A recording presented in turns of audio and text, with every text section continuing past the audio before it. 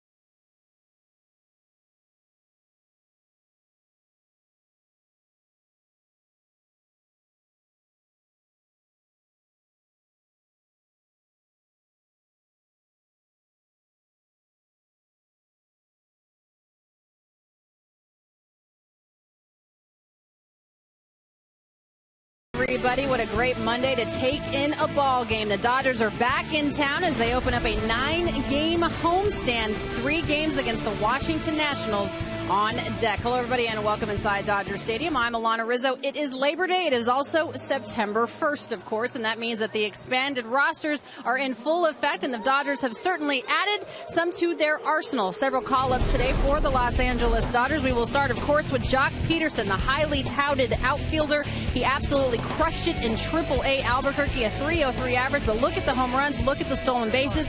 A third catcher has been added, Tim Fedorovich. He learned to get his swing back in AAA, a .328 average. Alex Guerrero, a utility infielder. They sent him back down to work on his offense. He has done that, a .329 average, 15 long balls, 49 ribbies. And Yimi Garcia, he gives them another arm in the pen. He's pitched late in games, and he's pitched in multiple innings at AAA Albuquerque, now part of the Los Angeles Dodgers. Chris Perez also activated off of the disabled list. That is Gio Gonzalez, the left-hander going for the Washington Nationals.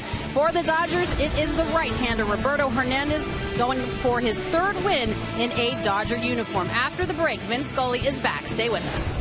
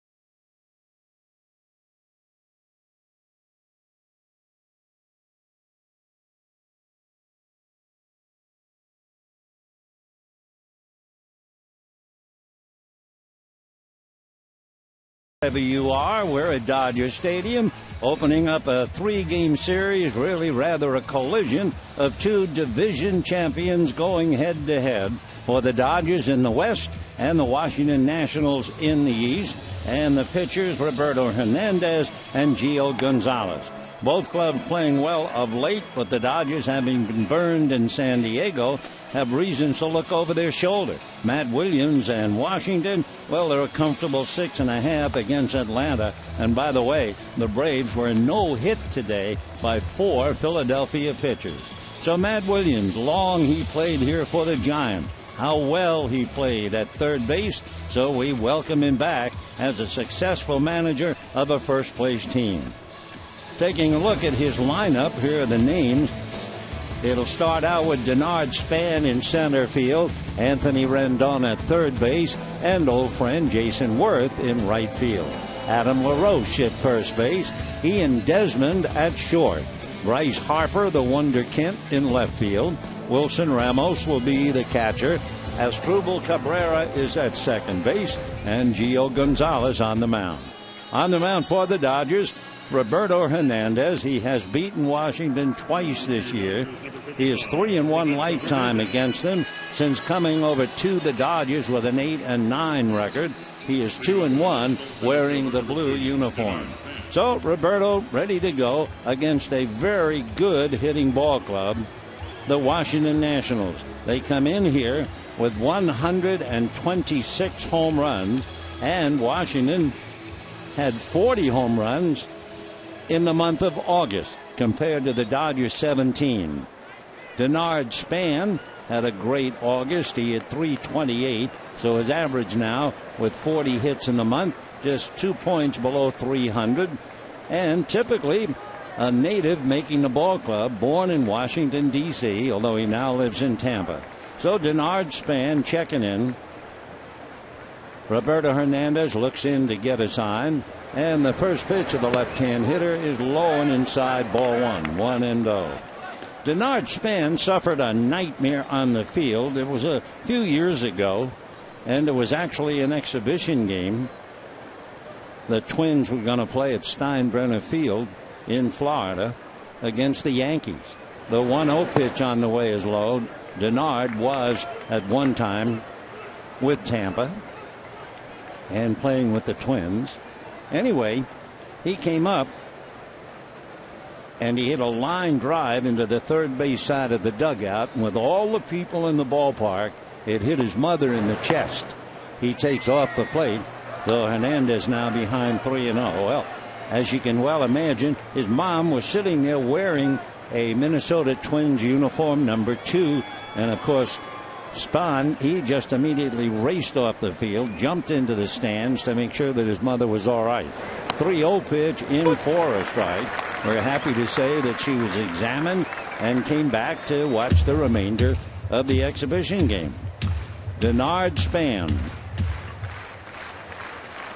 left-hand hitter, challenging Hernandez at the start of the ball game.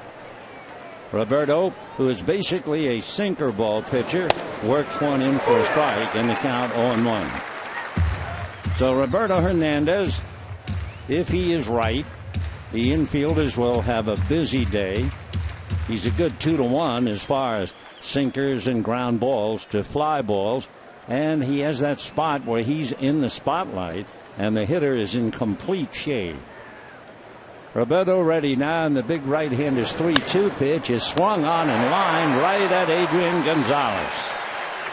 So Denard losing a bullet right at the Dodger first baseman, and we have one away. Gonzalez does it so casually, just picks it off and gets rid of the ball, and they work it around the infield. So with one down, Anthony Rendon coming up. Rendon, one of the trio, if they get an RBI, usually they will win the game. He's hitting .279, 18 home runs, 72 runs batted in, and Rendon got here in a hurry, considering the fact that he was drafted in 2011. Right-hand batter checking in. Into the windup goes Roberto, gets it over for a strike, and the count 0-1. A lot of sunshine, good portion of the infield and almost all of the outfield.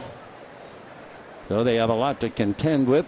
Strike one pitch on the way is taken high and inside. 1 ball and 1 strike. Anthony Rendon is from Houston, Texas. He went to Rice University. He is 24 years old. The 1-1 pitch on the way is taken off the plate in low, ball 2, 2-1. They talked about Anthony when he was just about 3 years old, hitting rocks and pine cones with a stick, and he has learned to do more than that. The 2-1 pitch on the way, taken for a strike, and the count 2-2. Roberto Hernandez coming into the ball game, having beaten Washington twice, and he has another big man on deck, Jason Worth. The 2-2 pitch on the way, and that's a little high. Rendon is 6 foot, 200-pounder. He was the college player of the year, and he was an underclassman. That hadn't happened in maybe 30 years. So you know he's a highly talented, very young ball player. 3-2 pitch is taken, strike 3 called. They've got the outside corner. Anthony was heading for first base. So Rendon strikes out. 2 down in the inning. Pitch appeared outside, and then it drifted in and got the corner. So 2 down, and here comes Jason Worth. And you could take quite a bit of time to talk about Jason Worth and all of the things that he has done. Worth this year against the National League West is hitting .386. Former Dodger who played here back in 2004 and 2005. And he takes ball 1. 1-0 the count. Worth not only big and powerful, but runs the bases exceptionally well. I mean, if he's at first base and somebody gets a single, he'll go to first or third. He leads the league in that overlooked talent. 1-0 pitch on the way. Jason takes a strike. Had his biggest year with the bat, I guess, when he was playing with the Phillies, and he hit 36 home runs. That'd be 5 years ago. Drove in 99 runs. Now the 1-1 pitch on the way in for a strike, 1-2. Jason Worth, as the players would say, was snake bit. When he was with the Dodgers, he crashed into the left field wall in Colorado. That wrecked his shoulder. And the following spring, his first at bat in spring training, the pitcher broke his hand. Here's the 1-2 pitch. Jason, a chopper foul off to the left. And the count remains 1-2 strikes. Jason out of Springfield, Illinois. If you know the Schofields, there were some major leaguers by that last name, and they're related to Jason. He is 6'5", 220. Lives in Rockledge, Florida. Trying to get away from a pitch inside. It hits the bat and goes to the backstop. And the count 2-2 strikes. So Jason does get out of the way on that pitch. He was originally drafted by the Baltimore Orioles. He was a first-round pick. But when he came to the big leagues, he came up to Toronto and then came over to the Dodgers for just a couple of years. 1-2 strikes the count to the right-hand batter. Roberto delivers, and it's high and inside again. And the count 2-2 strikes. Roberto Hernandez, perspiring, a warm late afternoon, early evening, however you want to call it. Worth could spell his last name with an O instead of an E. He's hitting .345 with runners in scoring position. A towering drive into deep center, and that is gone. Home run for Jason Worth as he says hello to his old ball club in the old ballpark. And that's another note about the Washington Nationals. They have now hit at least 1 home run in 13 straight road games. And immediately they jump out in front 1-0. Another difference as you watch Worth clear it out for a second time. That is the 127th home run for Washington. The Dodgers have 99. So Washington with 28 more home runs. Hernandez now working on Adam LaRoche and gets the pitch in for a strike, and the count 0-1. So Jason Worth, another towering home run, and that puts Washington out in front. The next pitch is outside. 1-1 strike the count. For Worth, only his 16th home run. 76 runs batted in. LaRoche, left-handed power, grounds one foul, and the count 1-2. So we're off to what should be a terrific series.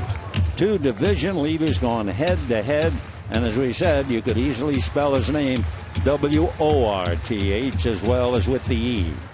So Worth puts them on the board, and Adam LaRoche in and out of the batter's box. Adam, originally drafted by the Braves. At one time his brother played briefly for the Dodgers. Adam, left-hand hitting first baseman, won a Gold Glove 2 years ago. He's also won a silver bat. Ground ball to Gordon, who plays him on the grass, makes the play, and that's that. But Roberto Hernandez stung a home run by Jason Worth. And at the end of half an inning, it's Washington 1 and the Dodgers coming up.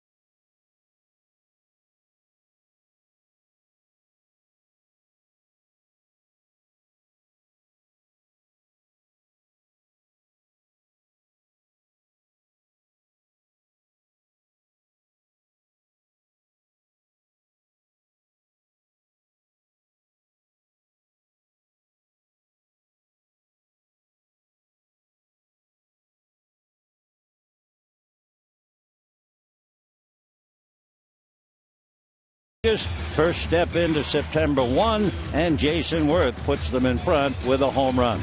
We'll take a look now at Don Mattingly's lineup card. D. Gordon leading off, followed by Hanley Ramirez. Adrian Gonzalez coming off a 4-hit game in San Diego, followed by Matt Kemp. Scott Van Slyke is in left field with a left-hander going for Washington. Yasiel Puig now in center field. Then you have Juan Uribe at third. A.J. Ellis catching Roberto Hernandez. On the mound, Gio Gonzalez, that first name G-I-O, from Hialeah, Florida. And certainly he was a thoroughbred 2 years ago when he won 21 for the Nationals. However, he has struggled. He is 6-9, and he has not won a game on the road. And the left-hander's first pitch a little high to D. Gordon. 1 ball and no strikes. So Gordon struggling a bit, 0 for 14, hitting .287, 2 home runs, 29 RBIs, shows bunt and taps it back to Gio. And the left-hander throws him out. Low throw to first and a good pick by Adam LaRoche. So Gordon bunts back to the box, 1 away. We'll take a look at Washington defensively. LaRoche and Cabrera, Desmond and Rendon, with Harper, Span and Worth in the outfield, Ramos behind the plate, and Gonzalez on the mound. Hanley Ramirez coming up, with Washington leading 1-0 in the first inning. In case you did not know, the Giants and Colorado had to complete a suspended game from a game that ran into bad weather back in May, and the Giants won that game. So the Dodger lead dropped from 2.5 to 2, and then they play the regular game. First pitch to Hanley is a strike. In that game, the Giants were leading handily 7-2 behind Tim Hudson.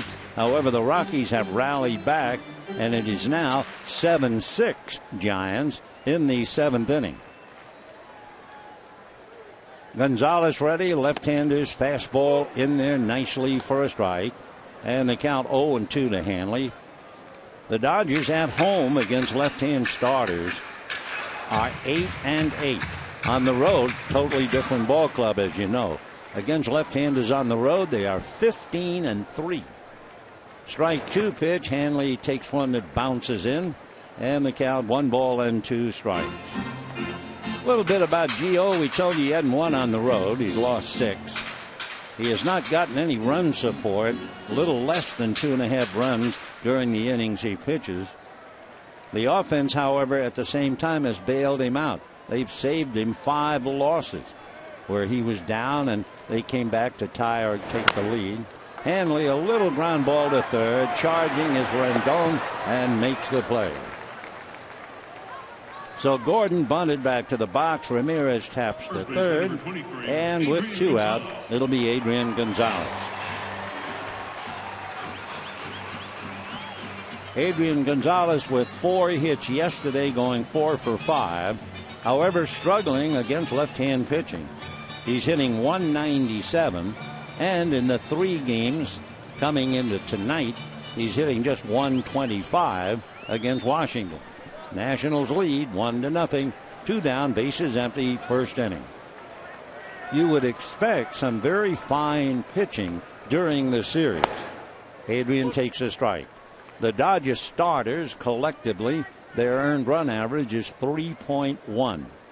The Washington starters collectively 3.2. Strike 1 pitch, big curveball, but it's low. 1-1 the count to Adrian Gonzalez.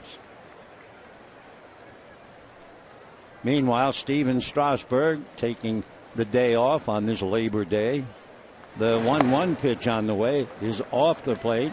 2-1 the count. Strasburg, Dodgers will not see him in the series. He's 11-10 and an ERA of about 3.5. 2 balls, 1 strike. The next one check swing and the pitch outside. 3-1 the count.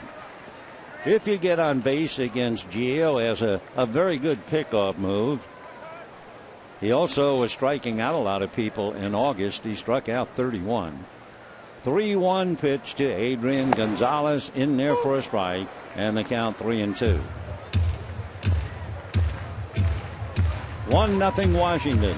Jason Worth hit a home run with 2 down and the bases empty. Now the 3-2 pitch coming up to Adrian. He holds up on ball 4. So Gonzalez draws the walk, and Matt Kemp will be coming up. Looking at Matt Kemp's numbers,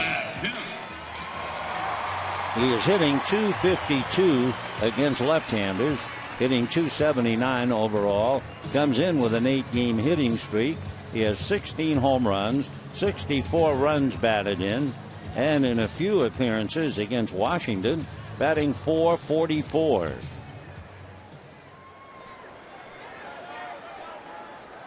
Gio out of his stretch. Left-hander set, looks at Gonzalez, comes to Kemp, who swings and doesn't get it, and the count 0-1.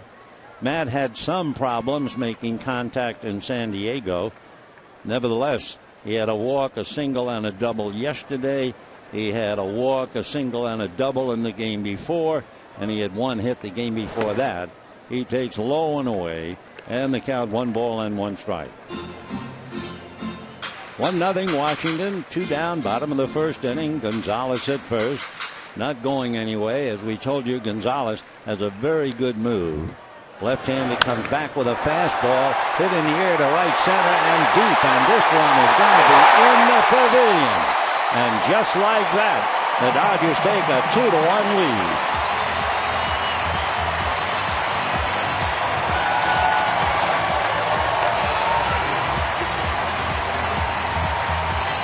So Matt Kemp coming home on his 17th home run.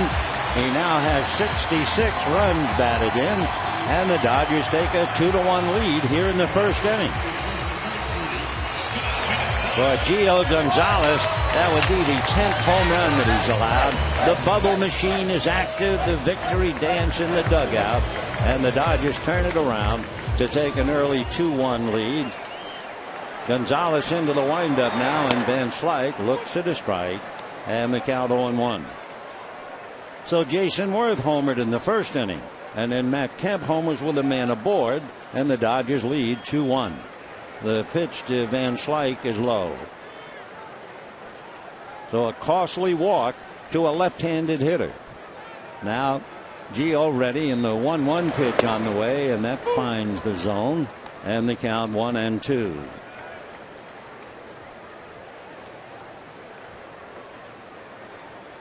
Gonzalez struggling in August, and the pitch down and away, chased and missed by Van Slyke, and down he goes. So it's a first inning haymaker, the one by Jason Worth, and then the bigger one by Kemp with a man aboard. Worth going to the left field area, and Kemp going the other way to right. And at the end of an inning, 2-1 Dodgers.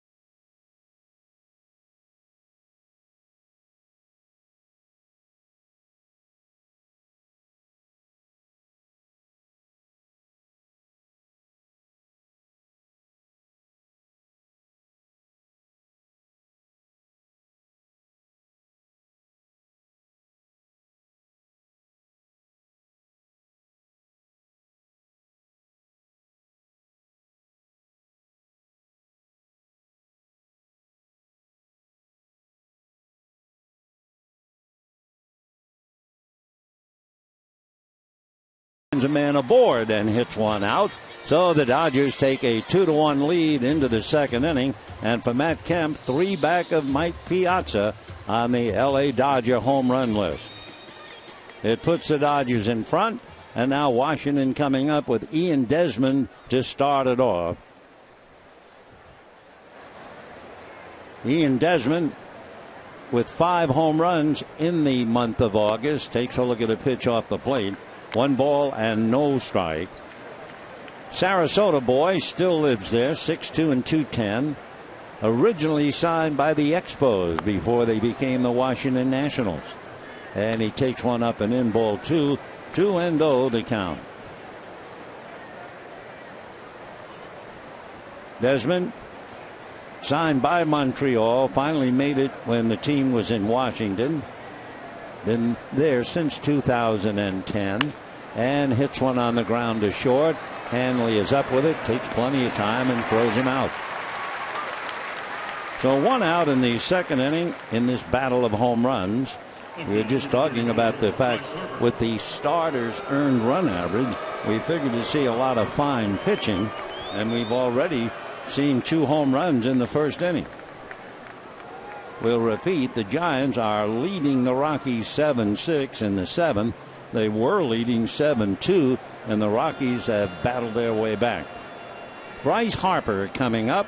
Left-hand hitter, takes off the plate, ball 1. Last year, Bryce Harper tangled up with the mesh covering on the scoreboard, remember. Cut himself severely. Takes another pitch low. Bryce Harper hitting .268. A lot of sock, figures to be. Left-hand batter waiting, and the 2-0 pitch from Roberto in for a strike. And the count 2-1. Bryce heaving aside. Broke in against the Dodgers with a double and a run batted in. He's from Las Vegas and fouls a pitch back. That double that he received going back to 2012 was against Chad Billingsley. And he was a teenager in 2012. So Bryce, 6'3", 225, 2-2 pitch, big swing and a miss, and down he goes. So Bryce Harper goes down. 2 down, and the batter will be Wilson Ramos. Another thing about Harper, when he first came here, he had a mustache, remember? No more. Clean shaven, just shaven by Roberto Hernandez. Well, the Rockies have come scrambling back. Josh Rutledge just knocked in the tying run. So the Giants blew a 7-2 lead, and that game is now 7-7. The pitch at the plate fouled away by Wilson Ramos. 0-1 the count. Ramos, a hard-working catcher. He's from Valencia, Venezuela, an even 6, 220. Just turned 27 and takes off the plate. 1 ball and 1 strike.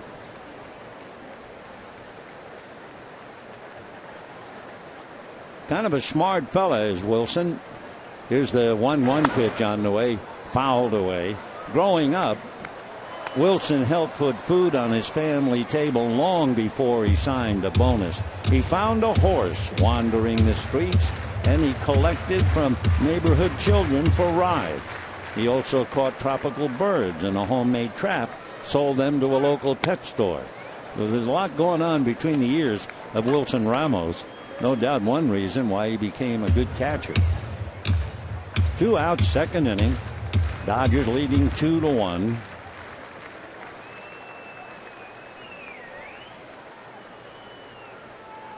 Ramos hitting .285. Open stance, and the 2-2 pitch hit in the air down the right field line, starting to slice foul, and will go back into the crowd. So Ramos fouls it off. At one time back in 2010, Ramos in his major league debut went 4 for 5 and the next day he went 3 for 4. He became the first big leaguer to have 7 hits in his first 2 games in 68 years. Here's the 2-2 pitch to the catcher. Hard ground ball to third. Backing up is Uribe to get a hop and throws him out. So 3 ground balls now for Roberto Hernandez. That is far more his style. And at the end of an inning and a half, 2-1 Dodgers.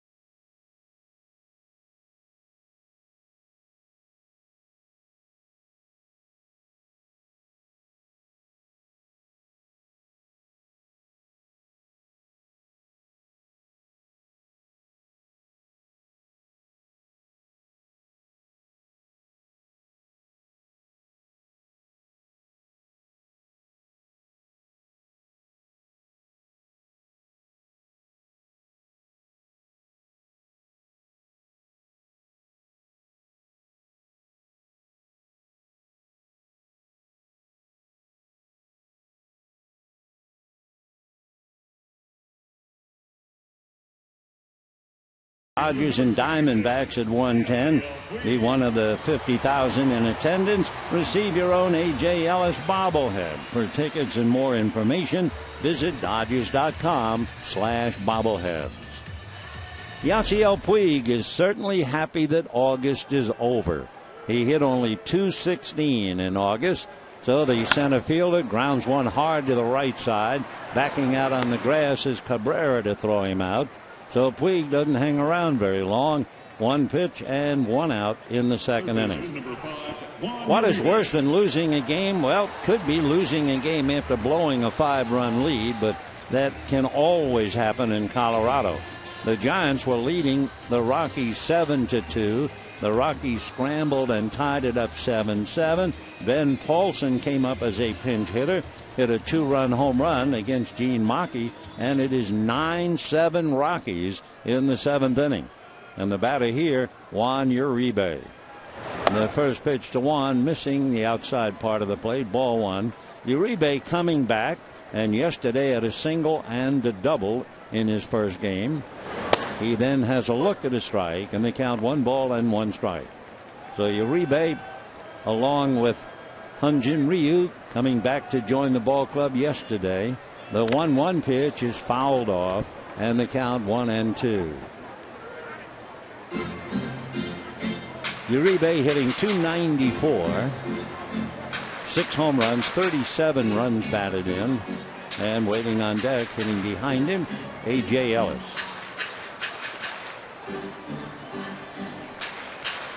One ball and 2 strikes.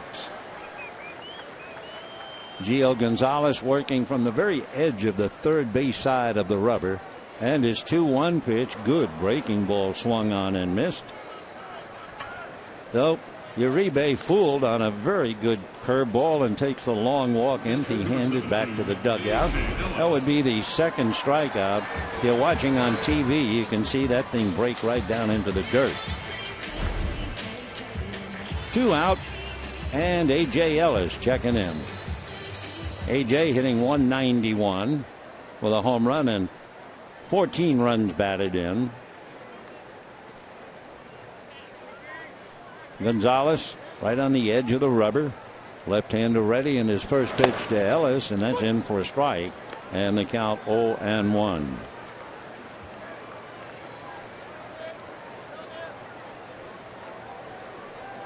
Gonzalez works quickly, comes right back with a sinker that misses. 1-1 the count. Fastball, curveball, and a changeup. That's his style.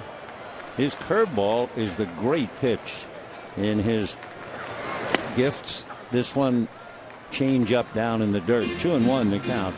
In fact, those who have been following Washington all year, you say to them, what happened to Gio? I mean, he was a 21-game winner. And people say he's not been able to throw the curveball the way he normally does. Fastball away. And then Steve McCatty, the pitching coach, would say to him, well, how are you going to throw your curveball if you throw 20 fastballs in a row? So somewhere in there is the answer, but he's got a dandy. 3-1 pitch, fastball, and he walks Ellis. So with 2 down, the second walk given up by Gio. Last 9 starts, he's 0-5. He has not won on the road. All 6 losses on the road. And he'll face Roberto Hernandez now.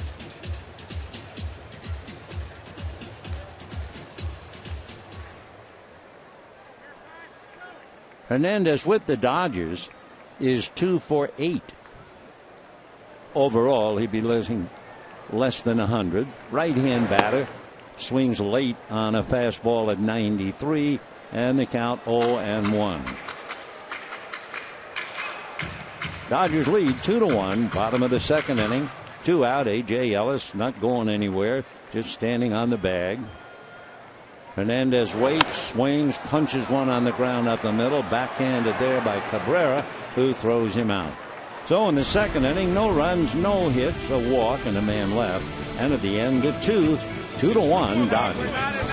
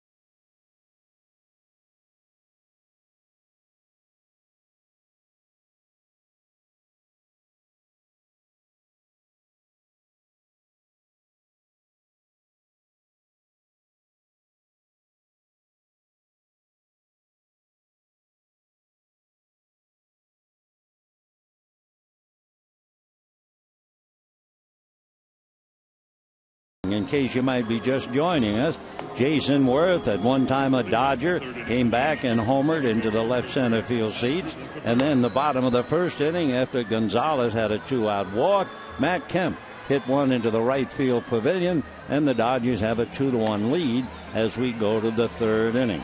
We're also keeping an eye on that Giant game.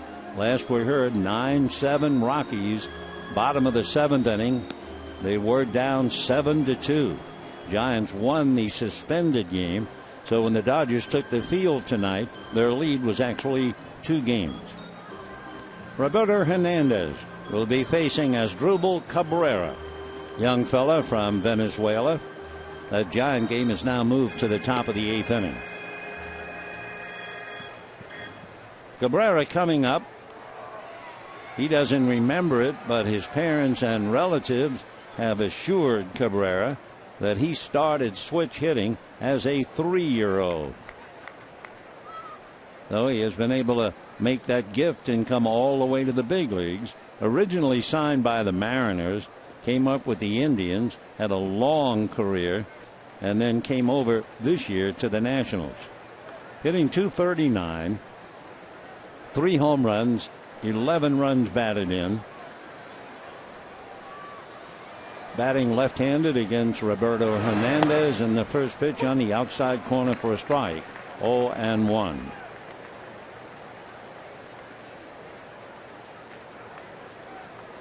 Cabrera was twice an All-Star with the Indians as he takes a pitch high, 1 ball and 1 strike.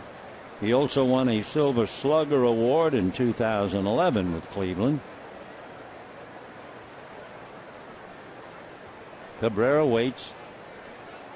Now the 1-1 pitch on the way, and he swings and lifts it foul off third. He did something just before that pitch. It reminded me of Yasmani Grandal. Let's see if he does it again. Remember Grandal, a switch hitter, when he batted left-handed, he'd put his right hand on his right shoulder. The left hand on the right shoulder. See if he does that again. Be an odd trait to see back-to-back hitters. Well, he touched it, but he didn't keep the hand there. The 1-2 pitch on the way is low. 2-2. So we thought maybe that was a Venezuelan thing about switch hitters. 2 balls and 2 strikes. Asdrubal, that's Asdrubal. Out in front, pulls it foul, and the count stays 2-2. He'll be 29 years old the middle of November. And he's been playing in the big leagues since 2007. About 6 years ago, how about this one? He actually turned an unassisted triple play, only the 14th in Major League history. The 2-2 pitch on the way, foul back. The Jays had a runner at first and second. Lyle Overbay was the hitter. As you can imagine, hit and run, both runners are going. Overbay hit a line drive up the middle. Cabrera made a dive and caught it, tagged the bag, and got up and threw over to third, and they got Scutaro. Unassisted triple play, and the 2-2 pitch is swung on, hit in the air to pretty deep left center, so far deep that it's going to carry over the wall. So Cabrera just seemed to lift one, a high fly ball that didn't get any assist from the wind. What breeze we do have is blowing from left to right.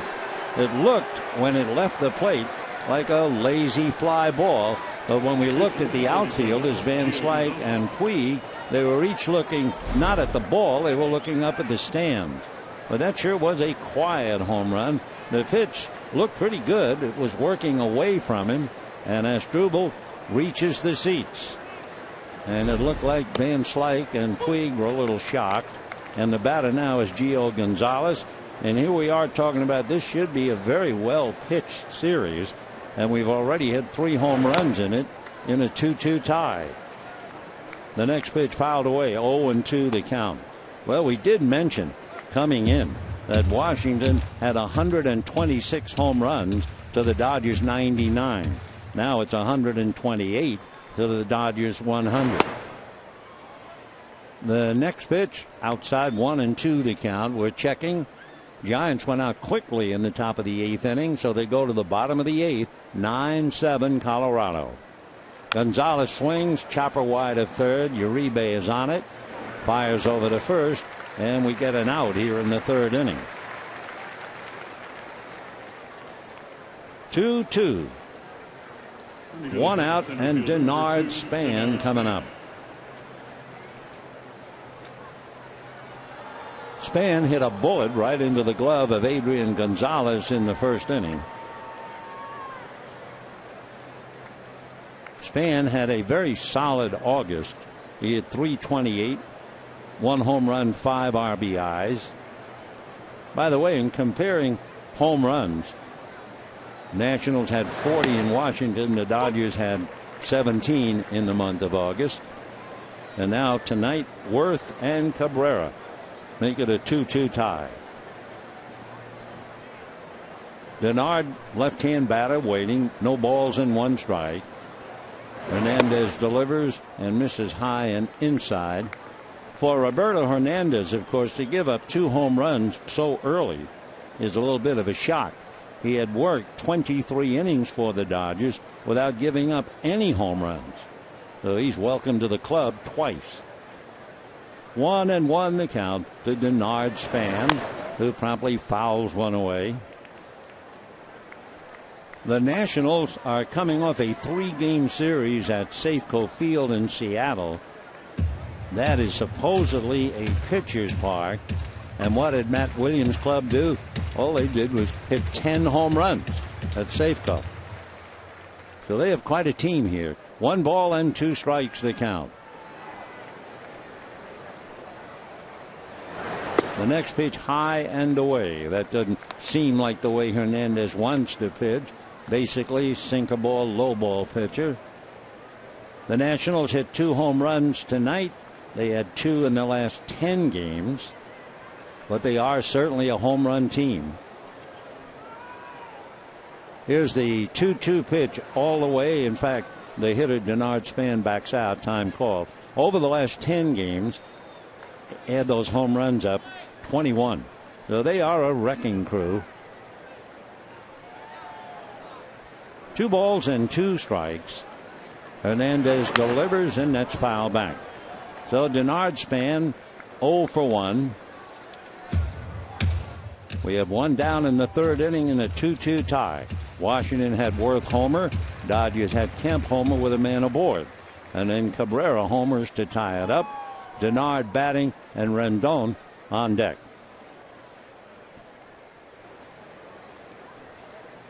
Two-two pitch on the way, and that's in the dirt. Goes all the way back to the screen.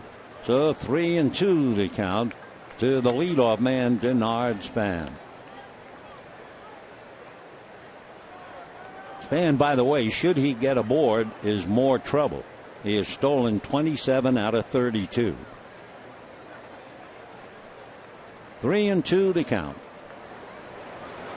Hernandez delivers, and that's driven into right center field and deep. Kemp going back, and this one is going to be gone again. So Denard Span homers. Hernandez, who had not allowed a home run in 23 innings, has given up 3 in 2 1/3 innings. And to say he looks puzzled is an understatement. So Washington continues to punish the ball. And Span got all of that to drive it out. His 16th home run. No, make it only his 3rd. The 16th was hit by Jason Worth. So Worth and Cabrera and Span hit home runs. It is now 3-2 in favor of Washington. And the third baseman, Anthony Rendon, coming up. Called out on strikes in the 1st inning. And the right-hand hitter takes a strike, 0-1. Rendon is no slouch with the bat. He has 18 home runs, 72 runs batted in. Hitting .279, looks at a strike, so he's in a hole, 0-2.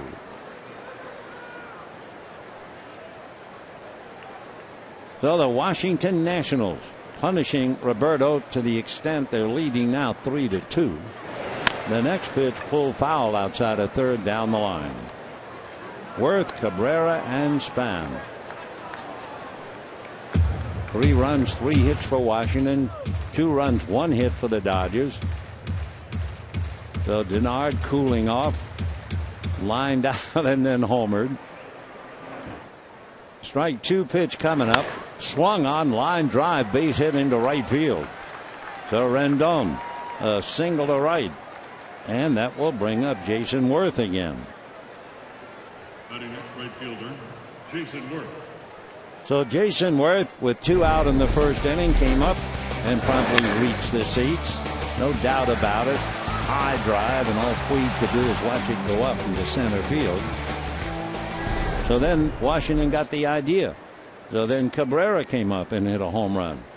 And now Span here in the 3rd. 3-2 Washington. 1 out, runner at first.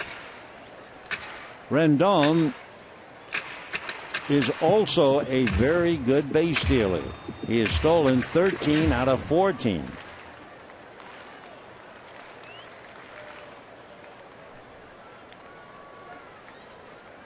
One down, third inning, and Jason Worth for a second at bat.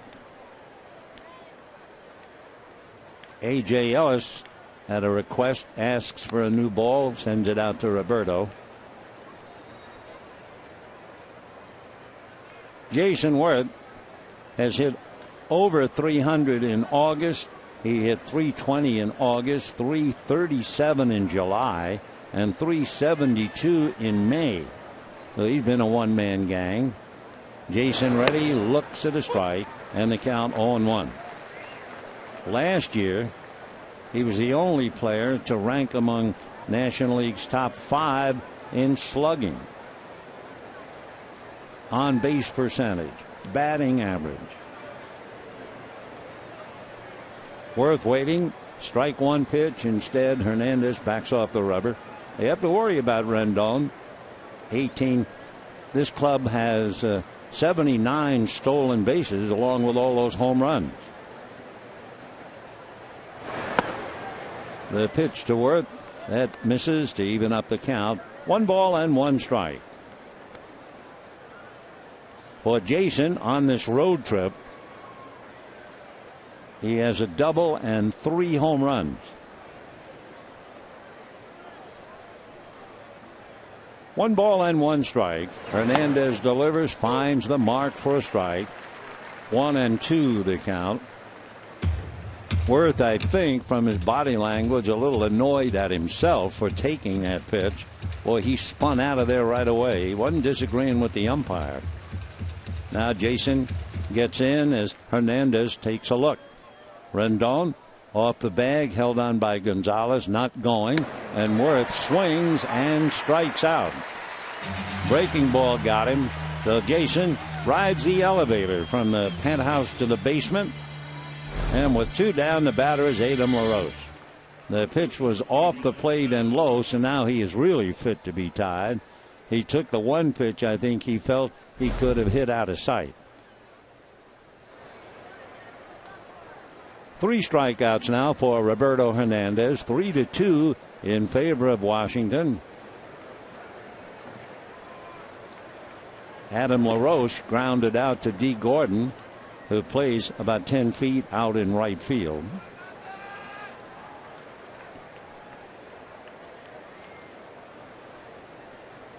The count that has really hurt Roberto Hernandez is 2-2. There goes Rendon, got a good jump, and he is safely in there. So they just didn't keep a good eye out on Rendon. He's now stolen 14 out of 15. So they do it all, don't they? I mean, Washington has the power, the hitting, and the overall speed, along with a starting staff whose earned run average is almost as good as the Dodgers. We gave you those numbers. The starters for the Dodgers 3.1, and for Washington 3.2. The pitch is just off the outside corner. 2 balls and no strikes to Adam LaRoche. Talking about the count with Roberto, Worth on a 2-2 pitch fouled off 2 more and then homered. Cabrera on a 2-2 pitch fouled off 2 and then homered. That's going to be hit in the air to left center pretty deep. Van Slyke and Puig. Van Slyke 1 step from the track. And then Denard Span on a 3-2 pitch after fouling off 1. So here comes Washington muscling their way to the lead. And we're heading to the bottom of the 3rd. 3-2 Washington.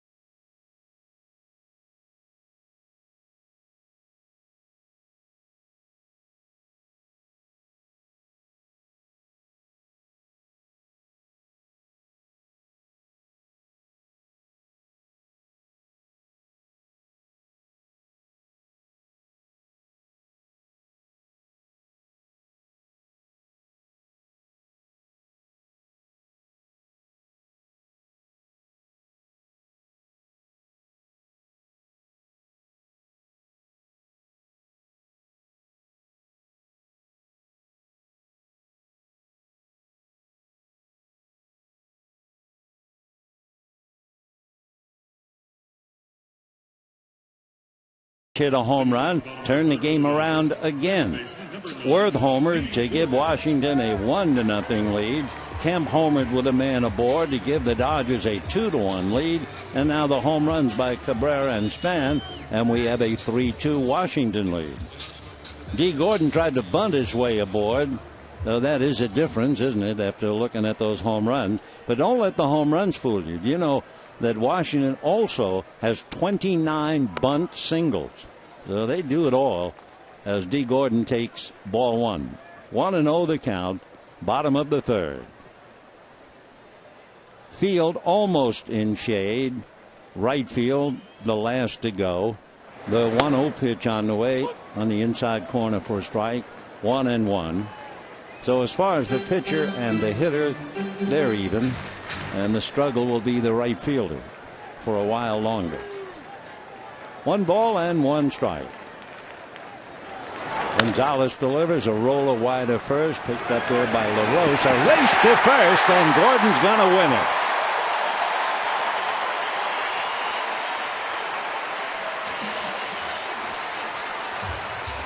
Gio Gonzalez a hair late in getting off the mound. Maybe he thought that his first baseman LaRoche would bring it to the bag, and that's all Gordon needed. He beat Gonzalez by a stride. So Gordon gets a base hit on a ground ball to the first baseman. The tag attempted, but it was way too late. So the Dodgers get the tying run aboard, and of course Gordon with 58 stolen bases. Matt Williams is going to come out, and he will demand an official review. Well, we'll repeat something we were saying the other day about the important things that has happened to baseball. One of them was television, and another lights, and the third, invented by a brilliant director named Tony Verna, instant replay. And now instant replay is as important as anything. I don't think the tag got him. Let's take a look. Another close foot. Here goes the left foot. The stab by the glove. Did it get the foot? At the same time, the heel touched the bag. Boy, you talk about a tribute to the umpires. Without the official review, they have one shot, 1 millimeter to call it safe or out.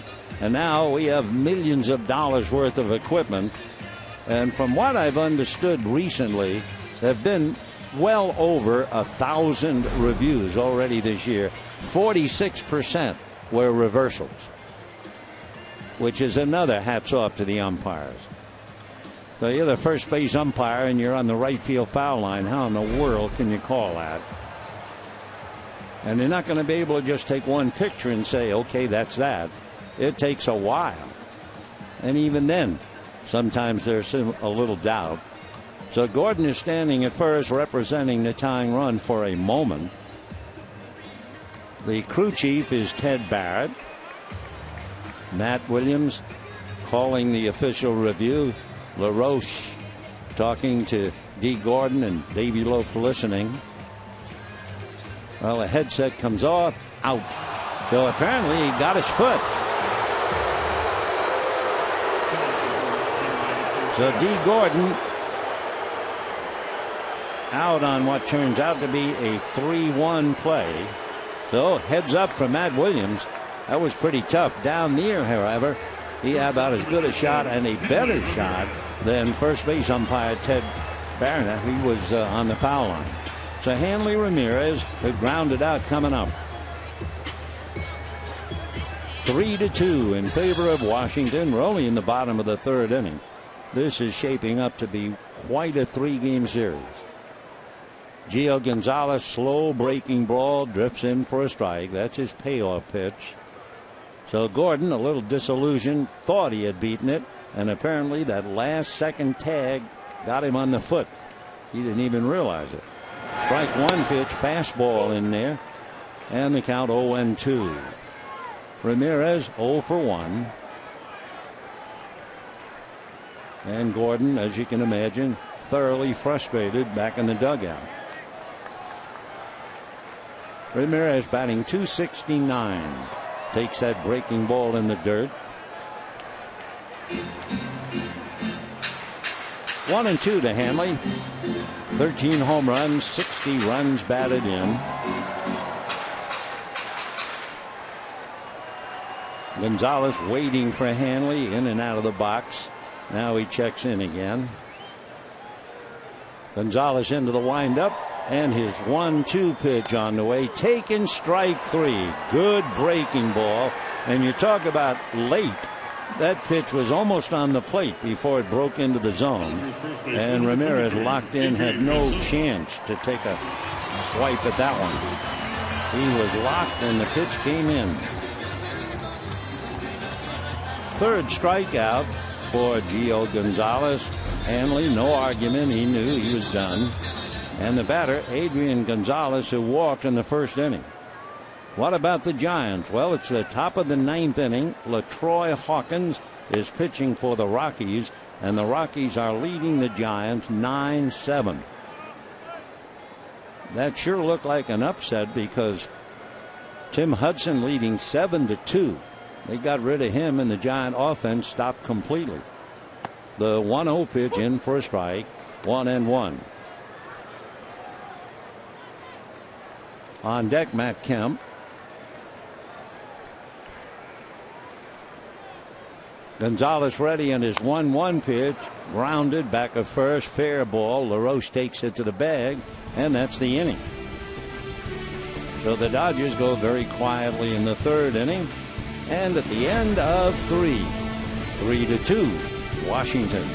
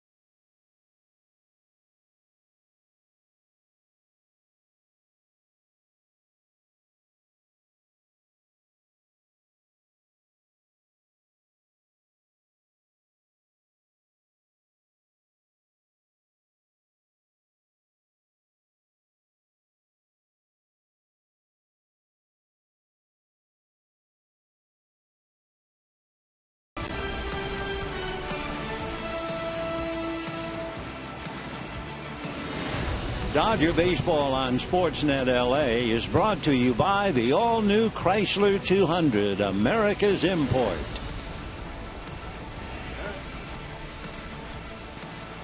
We go to the 4th inning. Washington leading the Dodgers 3-2. It'll be Ian Desmond, Bryce Harper, and then Wilson Ramos. Meanwhile, out of Colorado, the Rockies went into the top of the 9th inning, winning 9-7. The Giants had Panic double. Posey singled up the middle to score Panic. So it's now Rockies 9, Giants 8. Nobody out. Top of the 9th inning. So we'll keep tabs on that for sure. Desmond with 22 home runs. Grounded to short in the 2nd inning.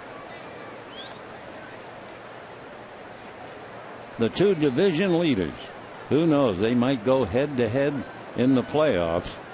But this is going to be an awfully important series for each team as they take mental notes about how to outduel the other. 2-1 to count now to Ian Desmond.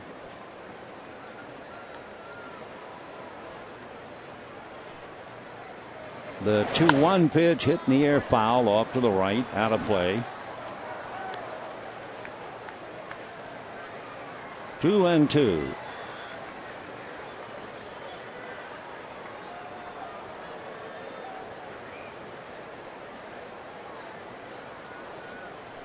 Desmond going to Sarasota High School. Been a lot of good ball players come up out of there. He hits a one-hopper or a sinking line drive. Taking it to the bag is Adrian, and Ted Barrett then puts hand up, meaning he caught the line drive. Sinking line drive. Gonzalez makes those plays look so easy. One out here in the fourth. Bryce Harper struck out in the second inning. Bryce 0 for 1.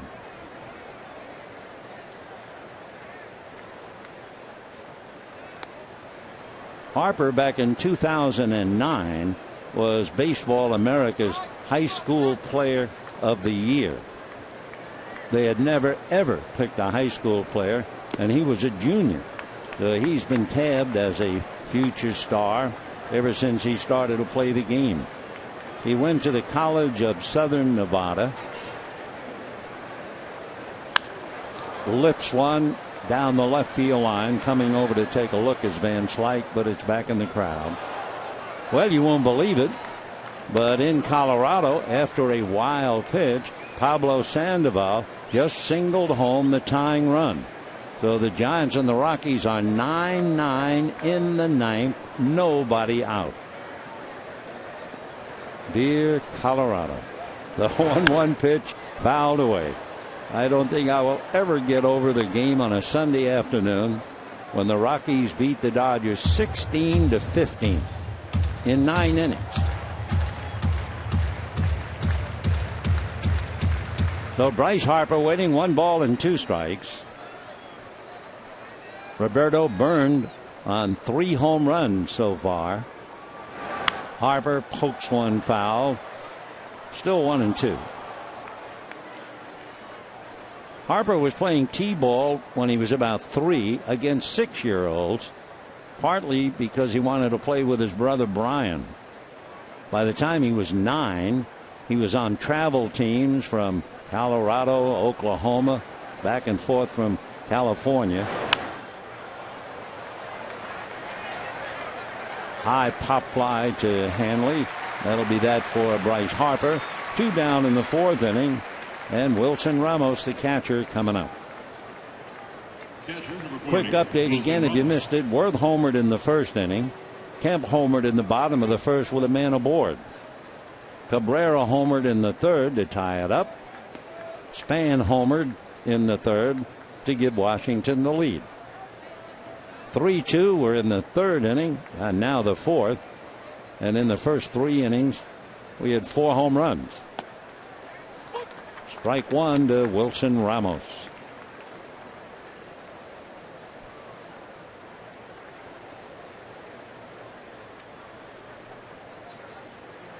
Three runs, 4 hits for Washington. 2 runs, 1 hit for the Dodgers. That was Kemp's home run.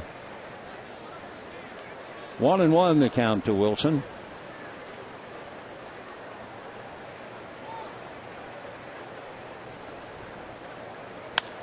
Hit up the middle. Gordon behind the bag, the backhand. He's got a catcher running, so he makes it look easy. So Ramos losing a base hit. Gordon makes a nice play, and we're heading for the bottom of the 4th inning. 3-2 Washington.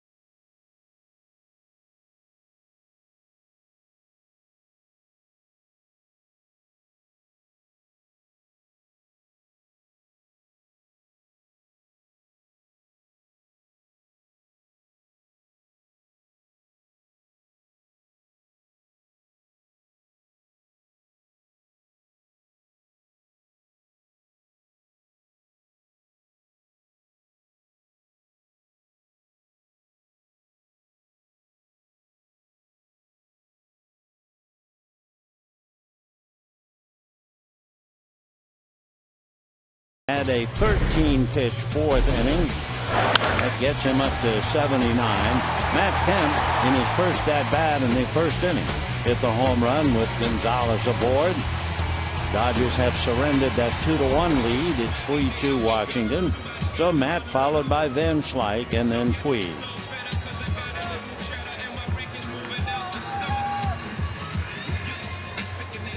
Gio Gonzalez trying to pinwheel that left arm around out on the mound, loosening up as Matt checks in at the plate.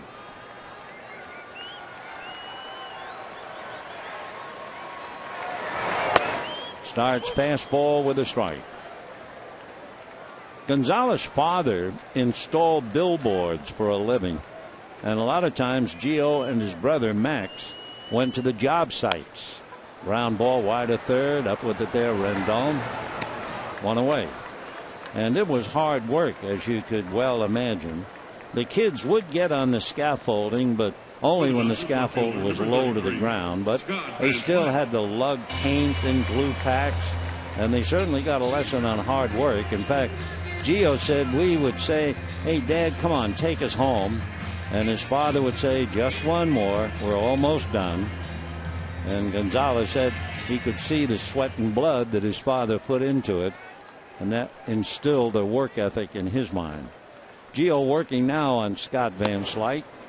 Ball one.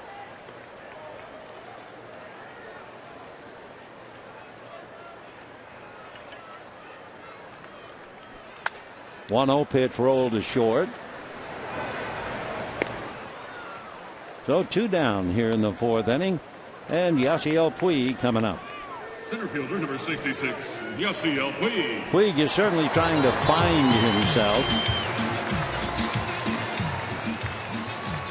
Hit .216 in the month of August after tearing up the league in May.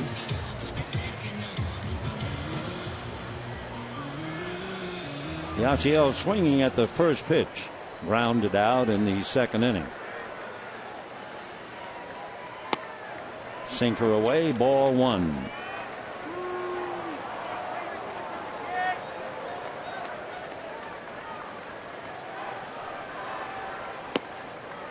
And ball two. During the offer, when he was like 0 for 21, he walked 6 times, and he got one hit in San Diego on Sunday. That was the pop fly, lost in the sun by Jerko in shallow right field. Right, 2-1.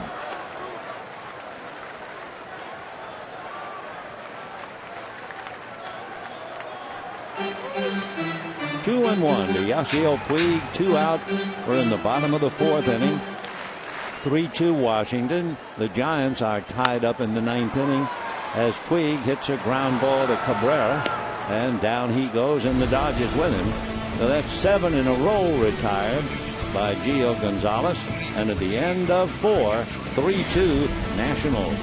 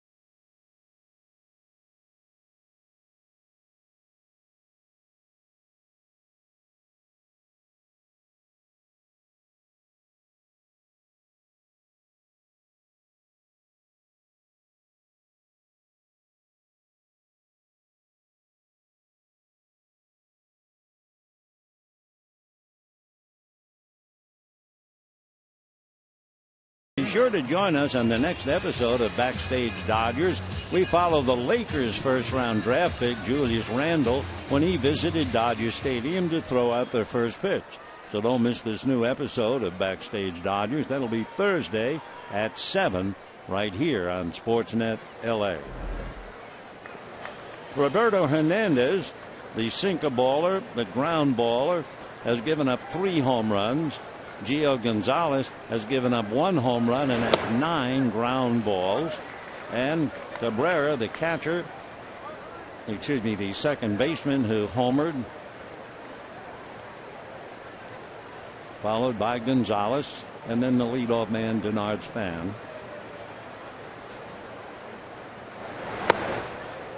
1 ball and 1 strike, the count. Nothing new on the Giant game. They rallied to tie it up 9-9, and they're in the bottom of the 9th inning.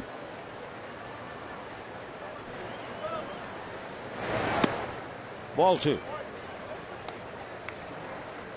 Both dugouts, especially the Washington dugout, they have 31 players, and they're just about on the rail. 31. This is that time of year. Dodgers have 30 members of the personnel. Remember, you carry 25, and then September 1, here they come, including a friend like Tim Fedorovich. He's back. Jock Peterson, Alex Guerrero. Some of the other kids just called back up or up for the first time. 2-2 the count to Cabrera. Just off the plate.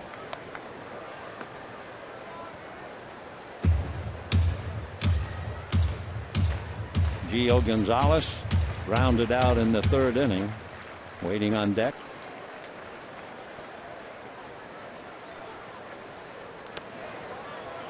And so Cabrera starts the inning off with a walk.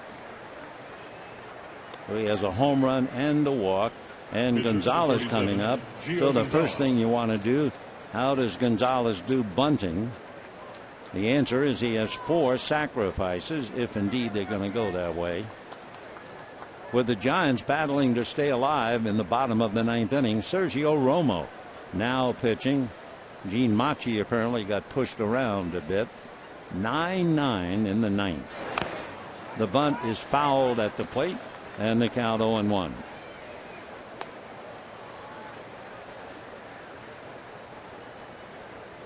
Bobby Henley coaching at third, maybe hanging out a sign. Tony Tarasco is the first base coach for Washington, and he's a local boy. Tony's from Santa Monica, went to Santa Monica High School. You might remember he broke in with the Braves.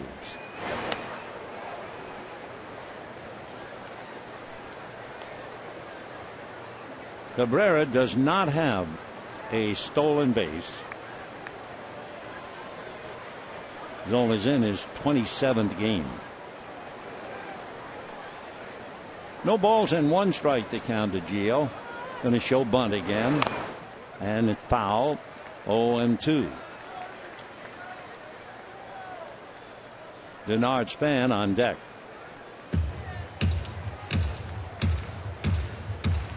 When Gonzalez pitches, he's the first to admit he talks to himself, and sometimes out loud.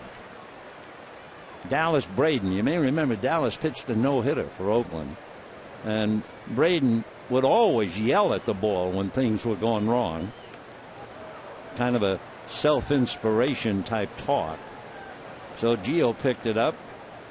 He won't yell at the ball, but he'll talk in himself. Come on, Gio. You can do it. Come on. Why'd you do that? What? He's probably mentally doing that right now. 0-2. Showing bunt. 1-2.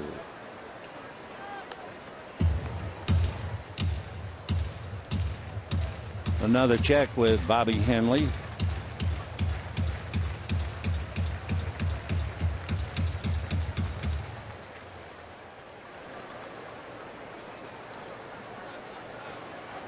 Three to 2 in favor of Washington.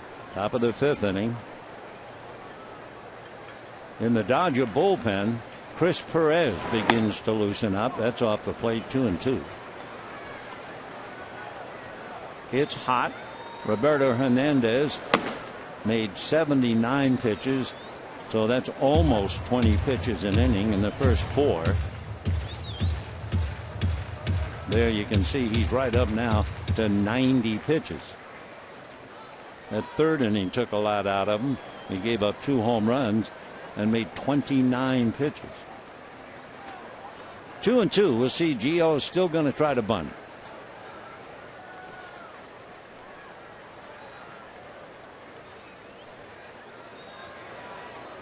Another long look at Bobby Henley.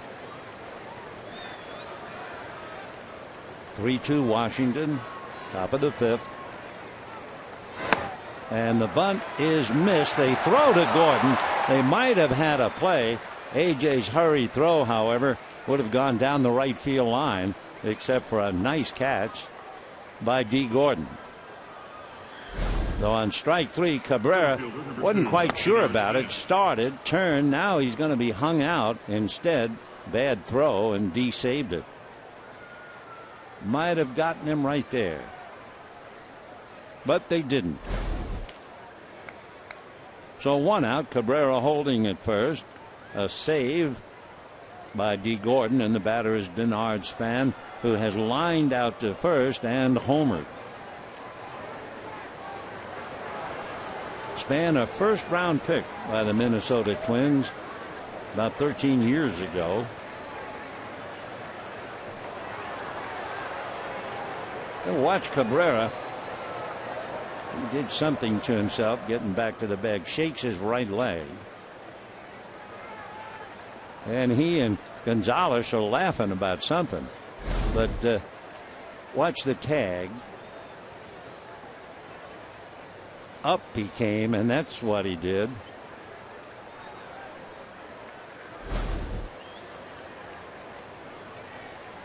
Well, Cabrera, no doubt, saying to Gonzalez, Adrian, learn how to tag, please.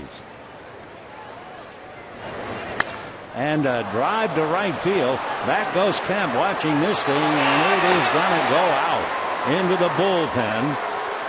Roberto Hernandez has allowed 4 home runs in 4 1/3 innings, and the Washington Nationals now lead the Dodgers 5-2. So Denard having a big game.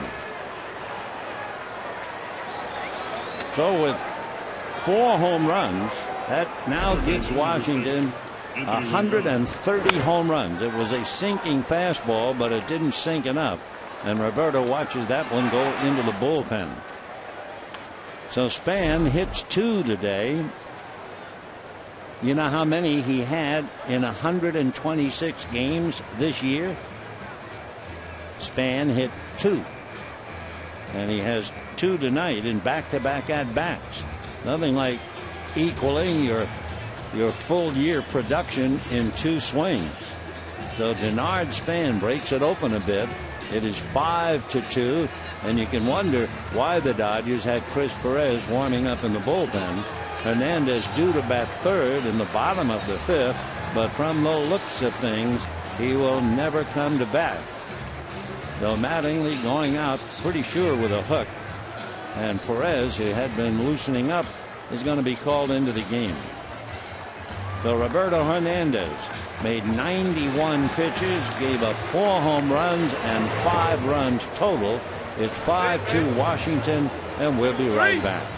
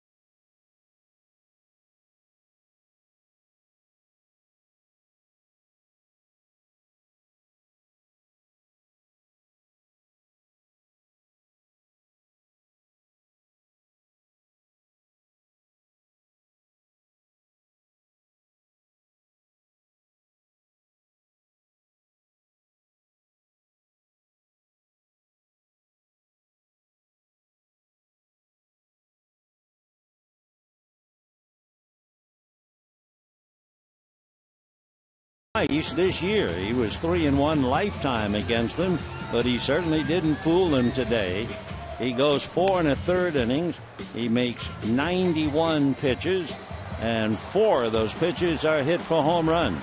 So Washington drives him to cover, and Chris Perez, who's been on the DL with a bad ankle, will now pick up for him. Number 6, Anthony Rendon.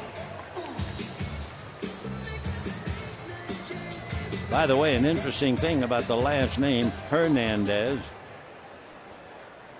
Washington with 4 home runs against Roberto, and a few days ago they hit 4 home runs against Felix Hernandez in Seattle over the weekend. Strike. Rendon struck out, singled, and Roberto along with his thoughts now. That's a lot of home runs, especially for a fella who thrives on sinkers and ground balls.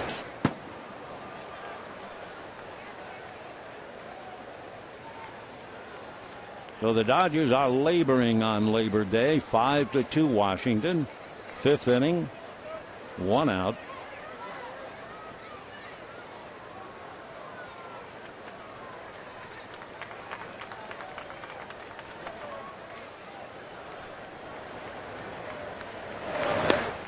Fastball misses. 2-1 the count. Anthony Rendon struck out, single to right, stole a base. Washington, the same number of victories as the Dodgers, 77. Ground ball to Gordon. So 2 out here in the 5th inning, and Jason Worth, who started it all in the 1st inning, coming up. Right fielder. Worth homered and struck out.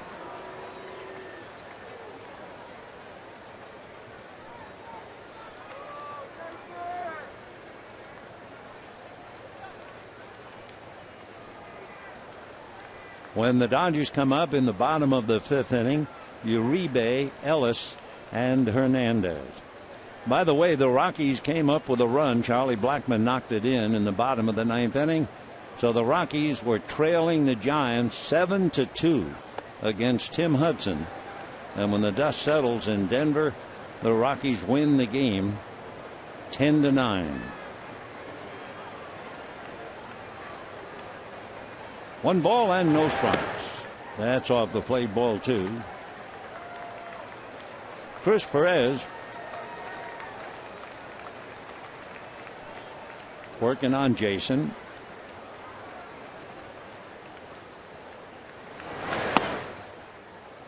And 3-0.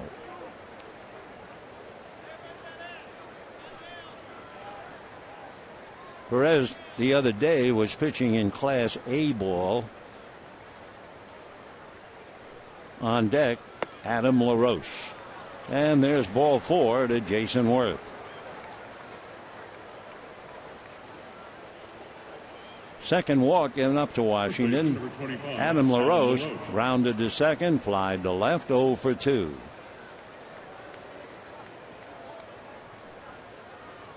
Chris Perez missed 25 games with the ankle injury as Adam LaRoche waits.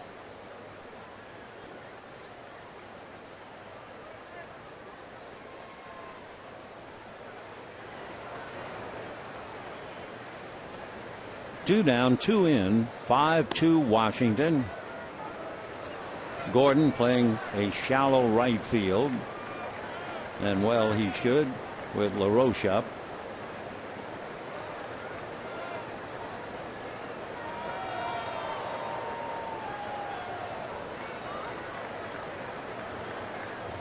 Adam 2 years ago became a collector, foul ball. That's when he won his first Gold Glove and a silver bat. 2 years ago he had 33 home runs and 100 runs batted in for Washington. Last year 20 home runs, 62 runs batted in, and right now 19 home runs, 70 runs batted in. Good solid ball player. Foul back. You may remember his brother Andy. and he played briefly with the Dodgers. 1 ball and 2 strikes. Adam, born in Orange County, moved on to Fort Scott, Kansas. His dad, of course, Dave, a big league pitcher.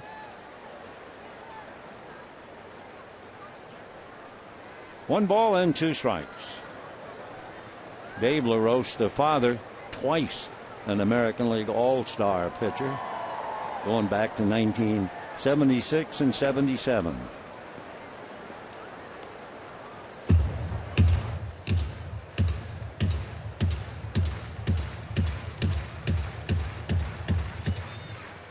So Chris Perez, after a 25-game layoff, back in there, 1-2 the count.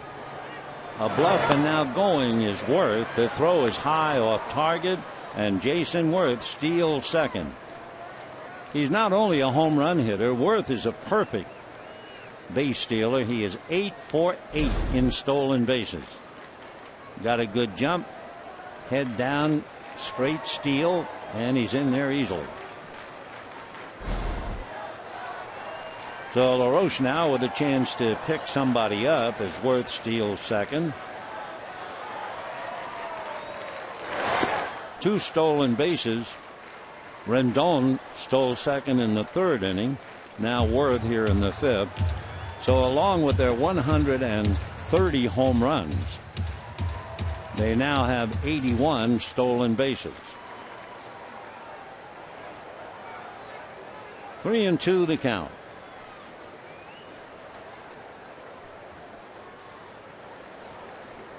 Waiting on deck, Ian Desmond, and that slap to left, going back on it as Van Slyke reaches up and backhands it. However, the damage is done, and Roberto knows all about it. His 2nd home run, Denard Span with a man aboard, cool off a hot hitter. It's 5-2 Washington.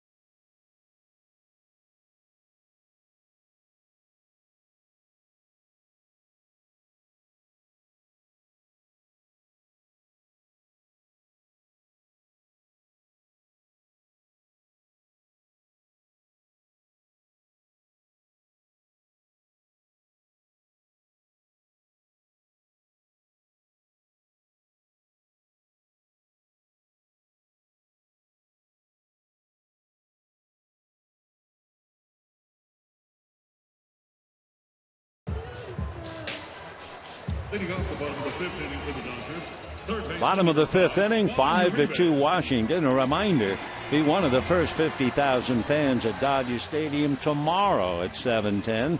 Receive a Magic Johnson no-look pass bobblehead. Compliments of Coca-Cola. For tickets, visit Dodgers.com/bobblehead. Dodgers trying to dig out from under against Gio Gonzalez with his 9 ground balls. Little chopper for number 10. LaRoche hangs it. Gio picks it off. And we have one away in the 5th inning. So we thought Roberto Hernandez was the ground ball pitcher, but it hasn't turned out that way at all. 8 in a row retired since Ellis walked. Moreau's very busy at first base as A.J. slowly makes his way up to the plate. Alex Guerrero, I'm sure you've heard about him. Alex will be coming up as a pinch hitter for Chris Perez. There he is.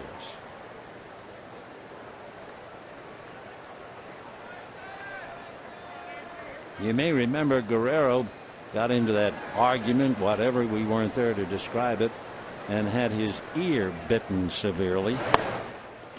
And that delayed his progress. He may have been up here sooner. But he is on deck, and we'll be taking a look at him. 0-1. Foul back.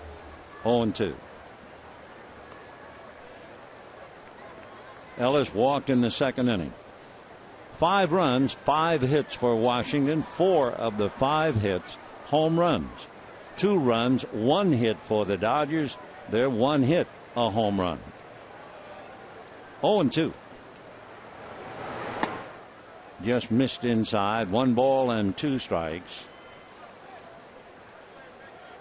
Gio Gonzalez with a chance to win his first game of the year on the road.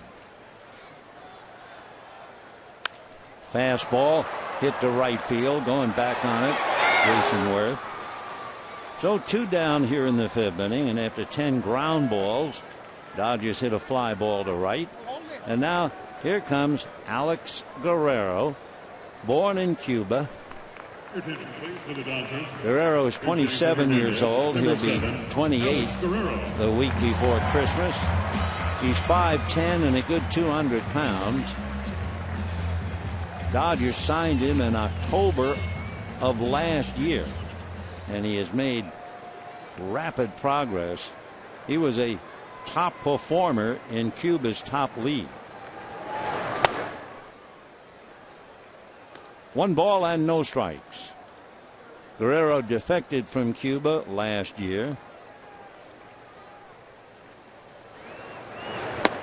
1-1.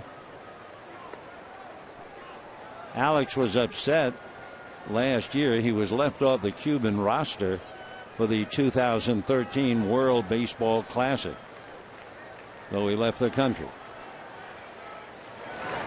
Fastball hit down the right field line, going foul. 1-2.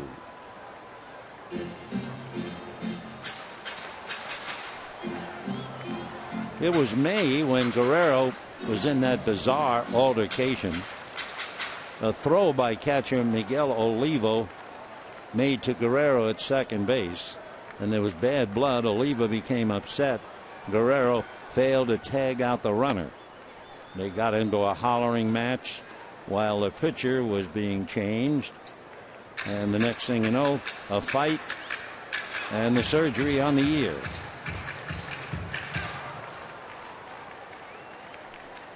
Two balls, 2 strikes. And down he goes. The Guerrero makes his major league debut, somewhat of a sour note. Down he goes, and at the end of 5, it's 5-2 Washington.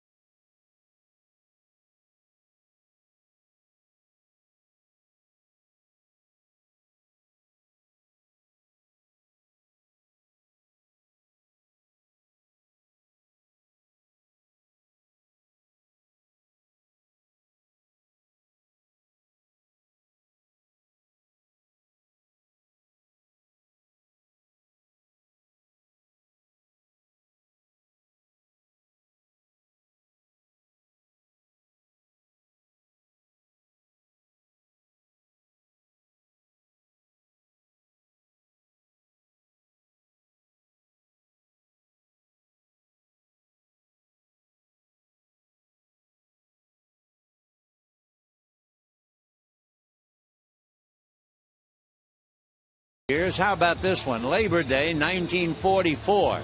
The war certainly was still raging, and the Giants were playing the Dodgers. Giants were losing 8-1. Leo DeRocha was the manager of the Dodgers, and a Giant outfielder by the name of Joe Medwick was hit on the elbow. Well, they were short of players, and the Giants asked DeRocha, is it possible that we could heal Joe Medwick and get him back in the game? And Leo said, yeah, as long as I can pick the pinch runner. So they said, go ahead. He picked the old bullpen catcher, Gus Mancuso, who went to first. Next batter grounded into a double play. Yeah, Medwick came back to play, but the Dodgers won the game 8-1. It was one in a wartime. Let's go back to this one.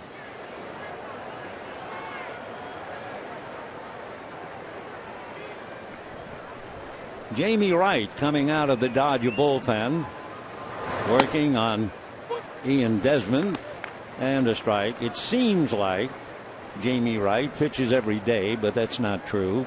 It just seems that way. But he is in his 53rd game. Slider down and away. Good pitch. 0-2. Dodgers have one hit. They're losing 5-2. The one hit, a 2-run home run that actually gave the Dodgers a lead momentarily of 2-1.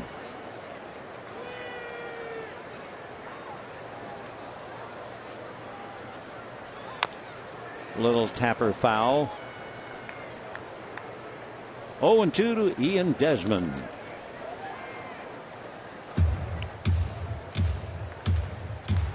Desmond grounded to short, hit a sinking line drive, and that was speared nicely by Adrian Gonzalez in the 4th inning.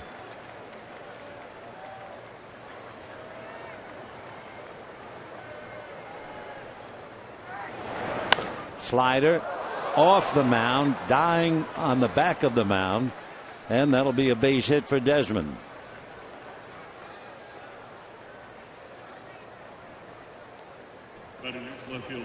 Take another look. That ball probably would have gone right on back, but it slowed down. I think maybe Jamie's left foot also contributed to it. So Desmond will take it to go 1 for 3, and the batter will be Bryce Harper. 5 runs, 6 hits, 4 of which are home runs for Washington, 2 runs and 1 hit for the Dodgers.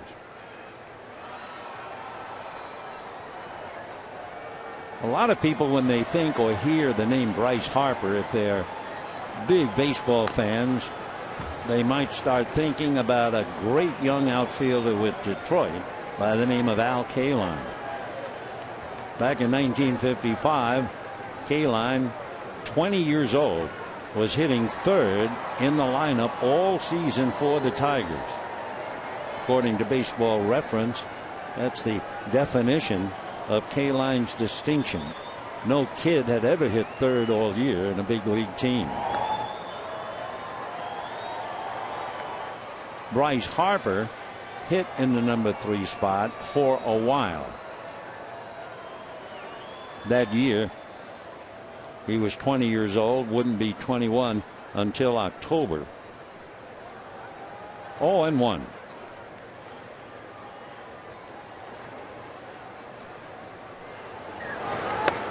Oh, 2. Harper was born in 1992.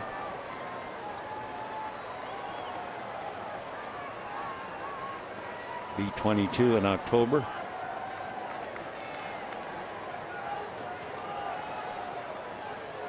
For Al Kaline, of course, one of the greats. No balls, 2 strikes. In the dirt. Interesting too for Kaline, they put him in the number 3 slot at 20 years old, and in each of the first 5 games in which he played, he had 2 hits. In the 6th game, he hit 3 home runs, including 2 in 1 inning. But to put that load on Bryce Harper is certainly unfair, but they were thinking about it when he was 20 and hitting in the 3rd slot. 1-2.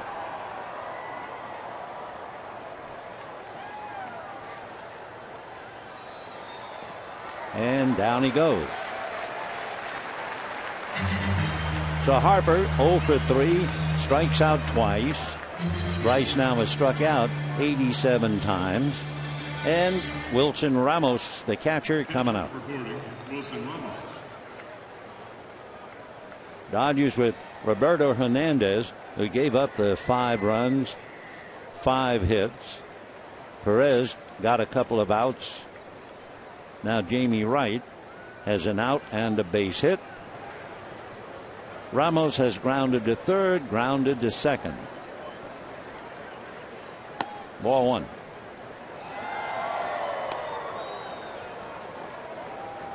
Dodgers have not been able to get anything started. Again, their one hit was a home run with a man aboard to account for the 2. Gordon, Ramirez, Gonzalez, and Kemp. They'll be due up in the bottom of the inning. There goes the runner, hit and run fly ball to right field. Going back on it is Kemp at the track, at the wall, makes the catch for the out, and back to first goes Ian Desmond. Boy, did that ball carry, but it is a warm early evening, so a long out to right field. As Drupal Cabrera will be coming up. Nice play by Matt to go back to the screen. Take another look. Groping to see just how much room he has left. Never did have to touch the wall and makes the play, but he looked to see just how close as he backed in. So a nice play by Matt Kemp in right field. Cabrera homered and walked. Second baseman hitting his 4th home run of the year.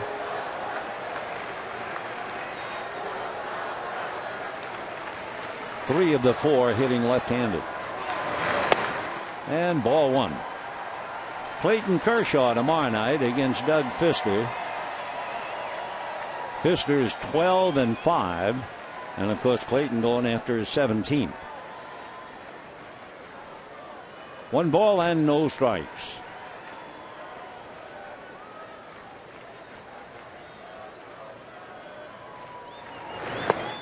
Fastball strike. 1-1. To repeat, Gordon, Ramirez, Gonzalez. They'll be starting it off when the Dodgers come up in the bottom half. Top of the 6th inning. Giants blew their second game. They won the suspended game. That's a big relief for the Dodgers. Dodgers had a 2.5 game lead. Had they lost and had the Giants won, and remember the Giants led in that game 7-2. Dodgers would have a 1 game lead at the end of the night. 2 balls and 1 strike the count as Drupal Cabrera.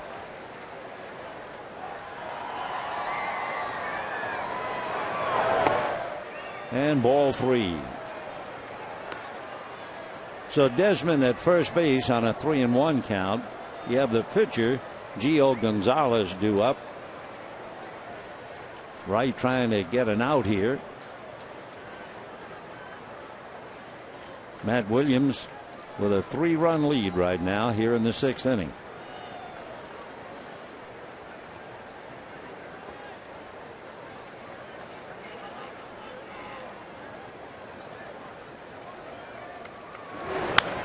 That's going to go foul off to the left. 3-2. Crowd is not in the game. The Dodgers have to do something to get a little noise here in the ballpark. It's the end of a long weekend. We're running out of Labor Day. And it's up to the Dodgers to get the crowd back in the game. So with a full count, the Dodgers are not going to hold Desmond. He has a big lead and he'll be going on the pitch. There he goes. 3-2, fouled away. Gonzalez was playing deep at first base, so Desmond had about as big a lead as you're going to see. I don't say he was halfway to second base. but he was certainly more than a third. See if he takes that big a lead again. Adrian gestures from his position down the right field line. Now he's coming up, and that makes Desmond retreat a little bit. 3-2. Ground ball to the hole, smothered by D. Gordon on his knees to get him. The Cabrera losing a base hit. Nice play by D. Gordon. By the way, he'll be leading things off in the bottom of this 6th inning as he takes a base hit away and comes up with the 3rd out. But it's still 5-2 Washington.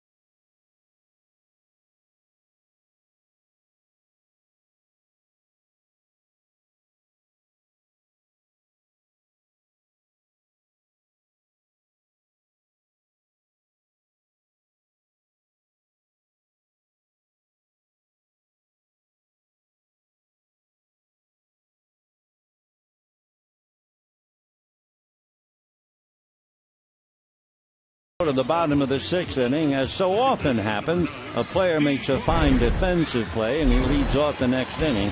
Well, here's Gordon going to his left, smothering the ground ball, and while on his knees, throwing out Cabrera. So D, who practices getting ground balls on the infield grass rather than going out in the outfield, but he is such a hard worker. And you might think, well, if you're going to be 10 feet out in right field, it's going to be easy. But he doesn't take anything for granted. And he practices on the infield grass, fielding ground balls. With the bat, he's hit back to the box. He was called out on a very close play in the 3rd inning. Fastball for ball 1. It looked like Gordon had beaten the play for a base hit. Matt Williams asked for an official review, and Gordon was out. Drag bunt. LaRoche is there to meet him and cut him off at the pass. So D goes down 1 away.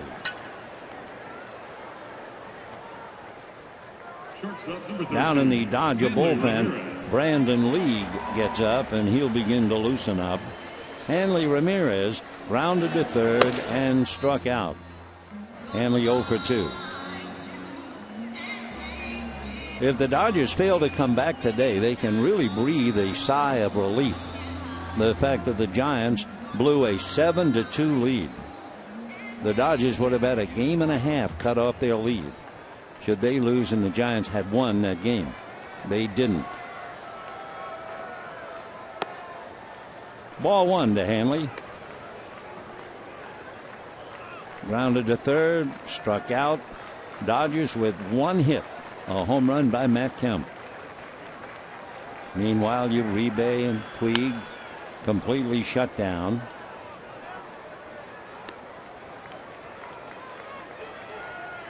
Not a lot of happy stuff going on. Matt Kemp, the proud possessor of the only hit, a 2-run home run. Scott Van Slyke thinking about his offer. 5-2 Washington. Another foul ball. We were talking about Gio Gonzalez a moment ago, about how he picked up the habit of talking, sometimes just to himself, sometimes out loud. They also say that he gets a haircut every 5th day. I find that hard to believe, but that's what they say. Every time he's going to start, he gets a little trim. Breaking ball. Slow ground ball to short. Disman just did get him. So the Dodgers continue to kill worms. Nothing but ground balls against Gio. In fact, the Dodgers have had one fly ball outside of the home run by Matt Kemp. A.J. Ellis hit a fly ball to right field in the 5th inning. And remember, Gio Gonzalez 0 for 5 in his last 9 starts and had not won a game on the road. He came in here 0-6 on the road. But he is pitching a dandy. Adrian walked and grounded out. Ball 1.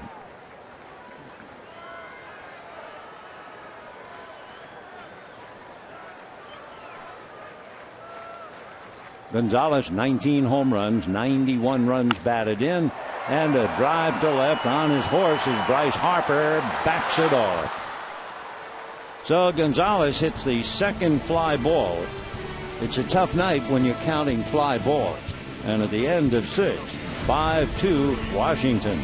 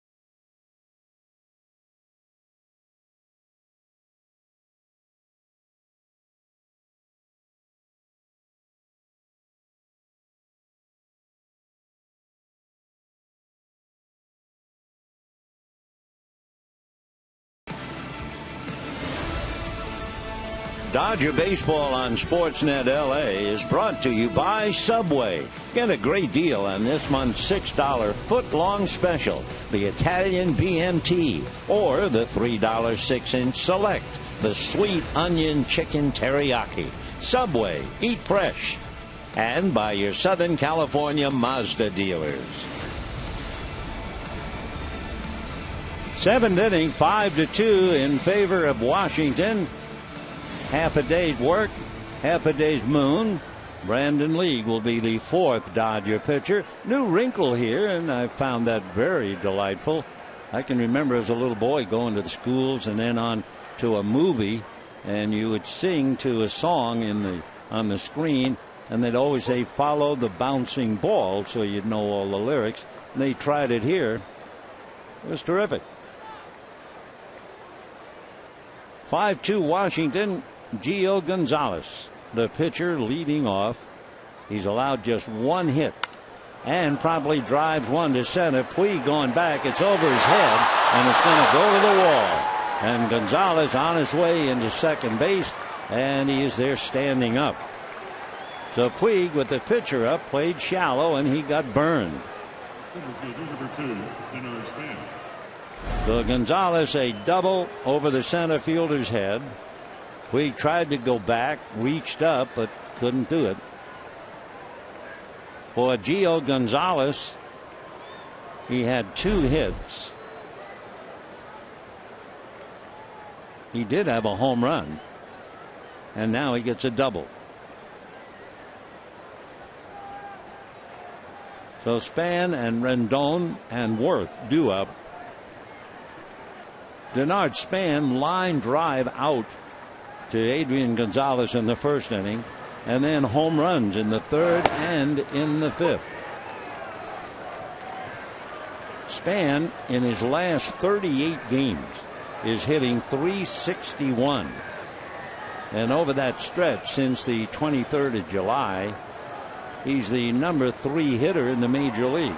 Jose Abreu and Joe Panik of the Giants are just barely ahead of him. Denard Span, and he hits a fly ball to right. Kemp coming in and over. So Span, a fly ball. Holding on is Gonzalez, and the batter Anthony Rendon. So they finally get Denard on a fly ball after a line drive and then 2 home runs.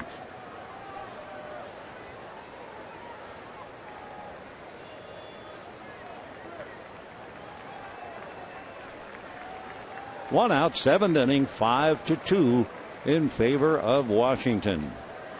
Rendon went to school at Rice University. He's from Houston. And ball 1. Graduated in 2008 from Lamar High School.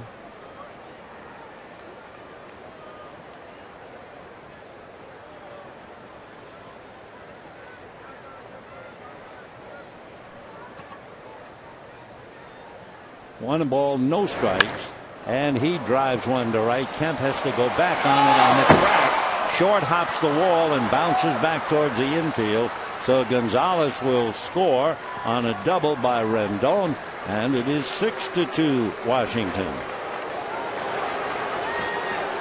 You know, when Rendon was selected as College Player of the Year as an underclassman, you realize just how impressive that was when you realize the other 3 who received that talent: Robin Ventura, John Olerud, and Mark Teixeira. So doubles with 1 out in the 7th inning. 6 runs, 8 hits for Washington. 2 runs, 1 hit for the Dodgers. And here's Jason Worth. Right. Worth started it off with a first inning home run. Since then, he has struck out, walked, stolen a base.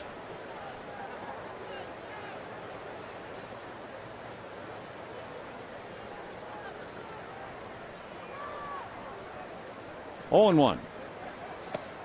1-1. We were talking about him earlier, saying you could change his name to WORTH. In this year's National League game-winning RBIs, Matt Holliday has 20. Jason has 17. Ball 2. 2-1. Worth out of Springfield, Illinois. One of the other amazing areas about Worth, what he does on a no-ball, 2-strike count. Most hitters just cannot deliver. 0-2 in the league. They're averaging a batting average of 177. Jason Worth on a no-ball, 2-strike count is hitting .405. Now there's only 9 players who even hit 300. He's 405. 3-1 to count. Worth is also extremely consistent, hitting .339 against left-handers, .345 against with runners in scoring position, hitting better than .380 against the Western Division. That's a strike.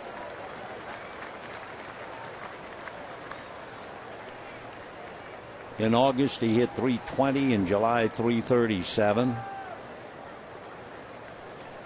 Waiting on deck, they're going to have a hitter for LaRoche and Kevin Franzen, who, if memory serves me right, was with the Giants for a little while. 3-2. And ball 4. So Brandon Lee has given up 2 doubles, a run, now a walk, and Franzen coming in. Dodgers put a lot on the table with Roberto Hernandez, but he gave up 5 runs, 5 hits, and 4 of them were home runs. So Franzen coming up. LaRoche, while he was in there, was 0 for 3, grounded out and twice flied to left.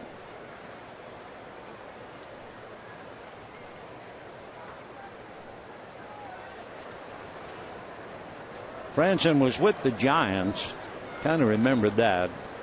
Came up with them in 2006. Runners go. The pitch is a ball, and the throw to third, not in time. So with everything else going on, Washington now pulls off the double steal. Wow. So the double steal gives them 4 stolen bases, along with 4 home runs. You want to talk about a complete offense, huh? So Rendon, his second stolen base of the game, and the same second for Jason Worth. So the infield is up. 1 ball, no strikes. And ball 2. So Brandon Lee, the 4th Dodger pitcher, having problems. And you look at the Washington Ball Club and you realize why they have been playing so well to lead Atlanta by 6.5 games. 2-0. And a shot gobbled up by Uribe to Ellis for the out at the plate. Worth goes over to third. On the fielder's choice, Franzen safe at first base. So a good play. Uh-oh, here comes Matt Williams again. Remember, he won his official review, so if he wants to, he can have another one. And talking to the plate umpire, Mark Ripperger. Well, leading 6-2. Matt's not going to go quietly, and he's entitled to this review. Take another look. The first time around, it looked like Matt was wrong, and then on close look, you saw the tag.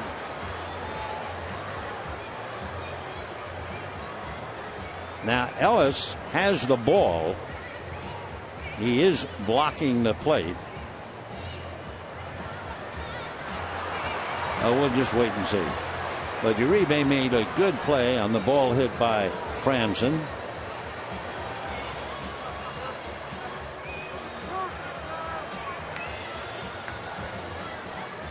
Tag on the right thigh, extended left leg. And that didn't take very much time at all. Out. Okay. 5-2 if you're scoring. Rendon is nailed. Worth moved over to third base. So first and third, and Ian Desmond coming up. 6-2 in favor of Washington. They're putting on a show here. They're putting on a clinic. They're getting solid pitching from Gonzalez. They've shown power, 4 home runs. They've shown good defense. and for good measure, they have 4 stolen bases. Fastball strike. So at least for 6 innings or so, Washington has taken the Dodgers to school. Tomorrow night, Clayton Kershaw will call attention to class against Doug Fister at 7:10.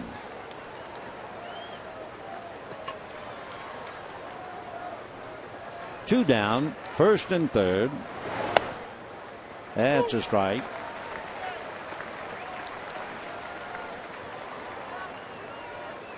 Brandon Lee came in with a record of 2-3.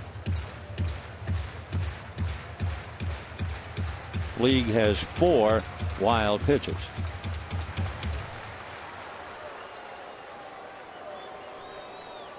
No balls, 2 strikes. 1-2. Desmond robbed of a hit on a nice play by Adrian Gonzalez, and then singled off the foot of Jamie Wright.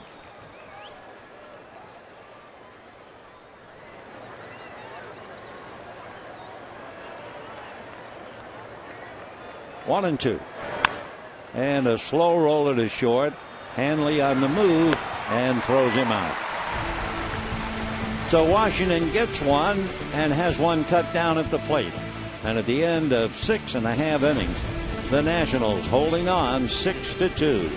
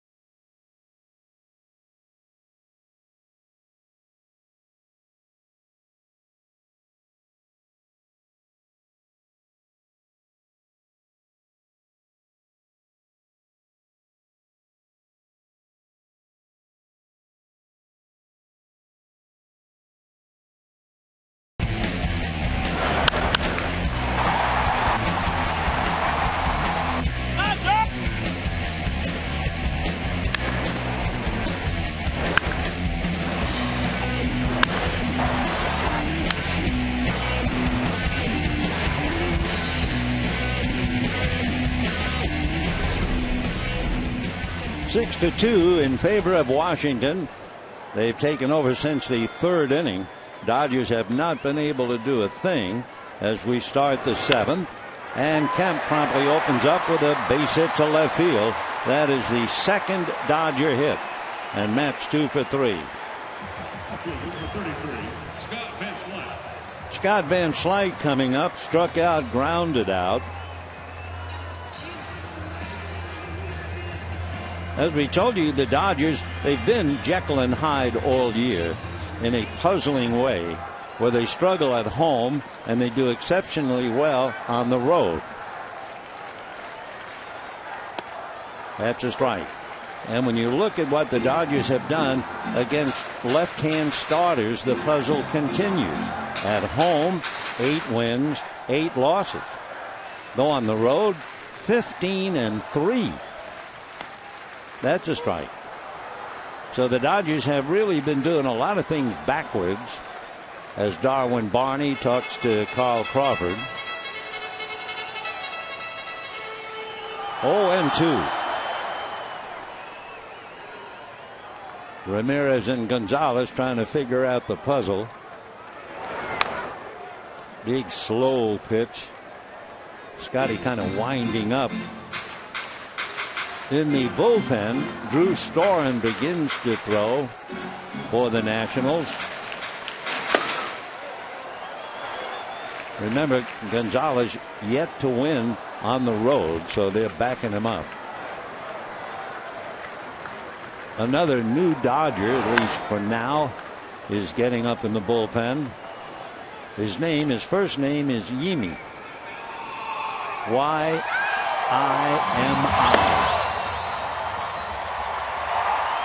And Jock Peterson is another young face we will see. We've already seen Alex Guerrero as a pinch hitter.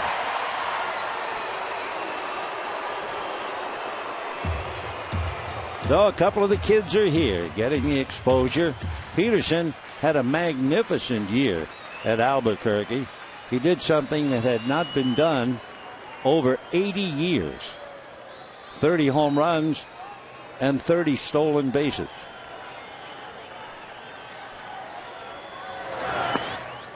One and two. There's Jock Peterson in AAA. 33 home runs, 78 RBIs. He's a big league center fielder, no doubt about that. What he does with the bat, we'll have to wait and see. High chopper up the middle. So a base hit for Van Slyke. Dodgers, for the first time, get two men on base and nobody out. And Yasiel Puig coming up.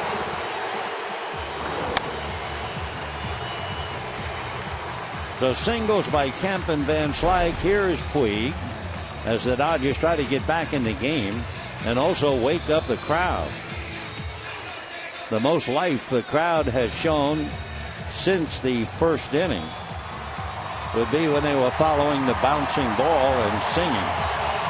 The Matt looks like he's going to make a move. He let Gio bat in the seventh inning. He doubled and scored a run. And now it looks like he's been driven to cover. He goes out where he can't lose. He can only win or have nothing to do with it. The right-handed Drew Storen will be coming in from the bullpen, and we'll be right back.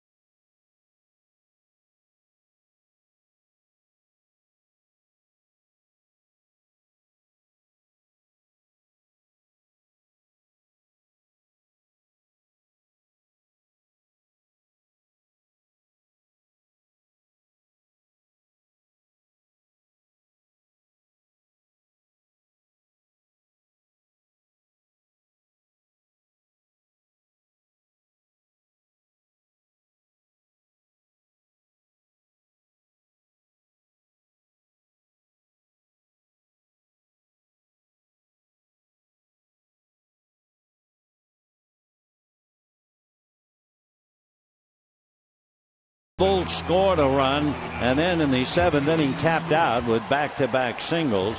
So they'll bring in Drew Storen. Storen out of Indiana, 6'2", 180, just turned 27. When he went to Brownsburg High School, he was a teammate of the Cardinals' Lance Lynn. and then he was offered a scholarship to Stanford. The Yankees drafted him, but he said, no, I'm going to college. And Stanford was a mechanical engineering major. Well, he's going to try to engineer Washington out of the only Dodger rally. With every other area outstanding, the Washington bullpen has been very effective. 0-1 to Puig. The top bullpen, San Diego, we just saw that. Second would be the Giant pen, and the third, Washington.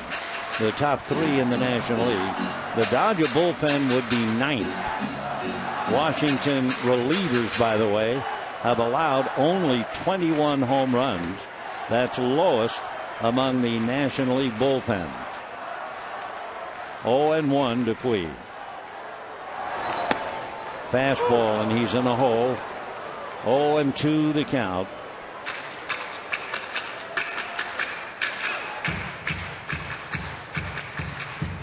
Drew Storen, fastball, slider, curve, and a change.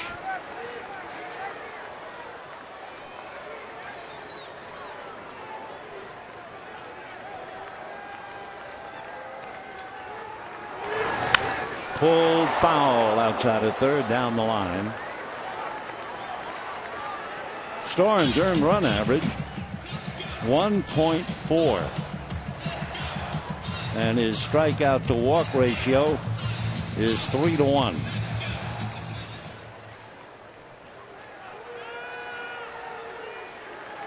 Way back when, about 11 years ago, Storen was actually the Montreal Expos bat boy. 0-2. Fastball, chopper to shortstop. They get one. That's all they're going to try for. So Puig hits into a force play. Runners at first and third, and Juan Uribe coming up. Third baseman, number 5. So Van Slyke back to the dugout. Uribe grounded out, and Ellis hitting back at him. We talked about Storen being the Montreal bat boy. He lived in Indianapolis, but his father had a long-time connection with the Montreal trainer. So the trainer told his dad, anytime you want to have come over and serve as a bat boy, call him. And so Storen started wearing kind of a shagging batting practice uniform for the Montreal Expos. Little did he know he was going to wind up in Washington and give up a base hit to center. That cashes in, and they give the Dodgers the run with Kemp, and it's now 6-3. The run is charged to Gonzalez. Catcher number 17, AT LAN. So Matt Kemp has homered and singled and scored 2 of the 3 Dodger runs. Uribe, line drive into center. Down in the Dodger bullpen, Brian Wilson has joined Yimi Garcia. And the batter with 2 on and 1 out, A.J. Ellis. So Storen gives up the hit. Gonzalez charged with the run. And a high fly ball, very playable. Tagging up at second is Puig, but he will hold right there. So Ellis a fly ball. Andre Ethier figures to be coming up. And here he comes. Attention, please. For the Dodgers, pinch hitting number 16, Andre Ethier. So with Andre Ethier coming up, Matt Williams immediately going to the mound. He will call in Matt Thornton, the left-hander. So Storen came in to pitch to Puig, who hit into the force play. Uribe singles to drive in the run that is charged to Gonzalez. And now Thornton on his way in. And we'll be right back.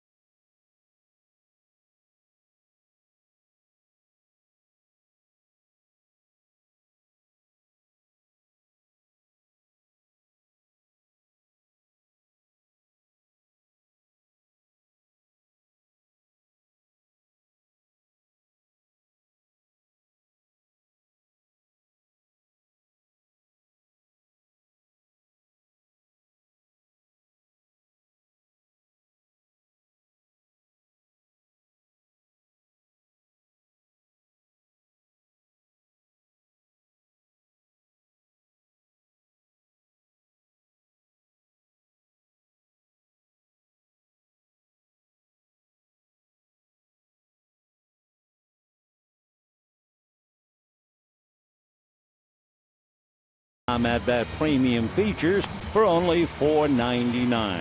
You can follow every Dodger game with live look-ins, replay reviews, live radio broadcast, the MLB TV game of the day, and so much more. So download on the App Store. Sale ends soon. Visit Dodgers.com/mobile today. So a counter move. First of all, the Dodgers send Ethier up to bat against the reliever Storen. Matt Williams brings in the left-hander Thornton. Dodgers counter with Justin Turner. Thornton, a big fella, he is 6'6", 240-pounder out of Michigan, went to Grand Valley State University. Now, Justin Turner has been a terrific hitter, as you know, all year long. And dropped in now as a pinch hitter. 2 on, 2 out, 6-3, Washington. Fouled away, 0-1. Justin Turner this year against left-handers hitting .301, against right-handers .335. As a pinch hitter, batting .409. He's just been remarkable in every angle. Thornton, a very experienced left-hander. 1 ball, 1 strike. Signed by the Mariners back in 1998. Came up with the Mariners in 04. Then he went over to White Sox, and he was with the White Sox from 06 into 13. Last year, he came briefly to the Red Sox. Then this year, the Yankees, and now the Nationals. 1-2 the count.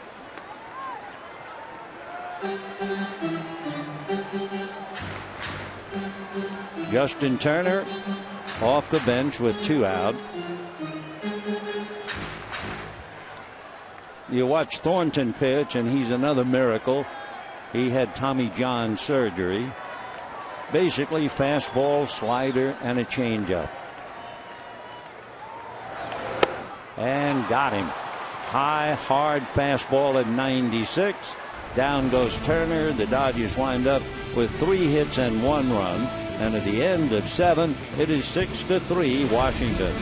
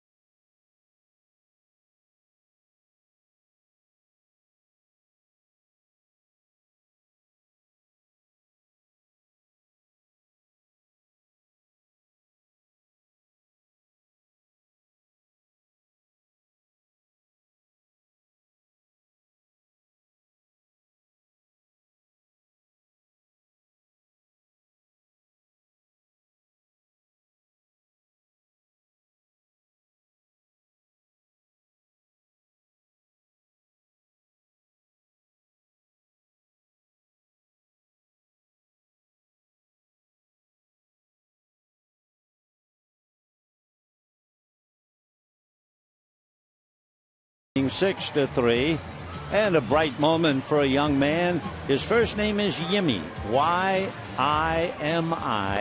Yimi Garcia from Moca in the Dominican Republic. He was signed as an international free agent by the Dodgers in 2009, and he spent a couple of years, then went to Ogden, Great Lakes, Rancho Cucamonga, Chattanooga, and now makes his big league debut. Basically, fastball, slider, and a changeup. So we'll see what he does now in his debut before a goodly sized crowd at Dodger Stadium. That has to be a bit of an effect. Paid attendance of 41,857. 41,857. Don't forget tomorrow night, 7:10, Clayton Kershaw and Doug Fister. Bryce Harper will start it off.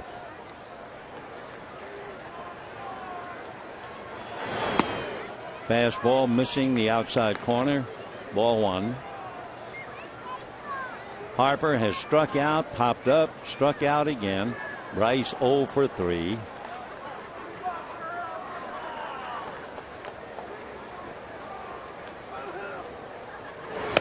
And that's in there. 1-1.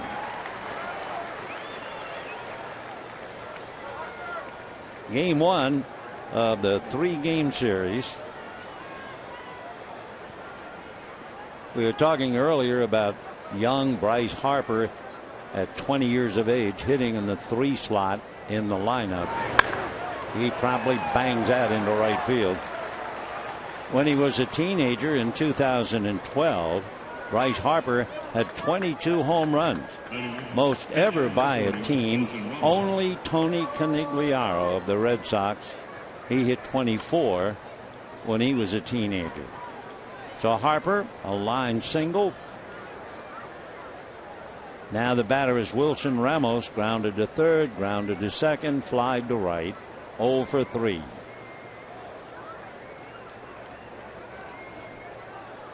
Six runs, 9 hits for Washington, 4 of them home runs.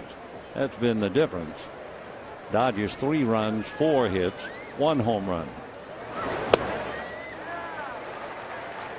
Home runs during the game for Washington: Jason Worth, Asdrubal Cabrera, Denard Span has hit 2. Dodgers a home run by Matt Kemp.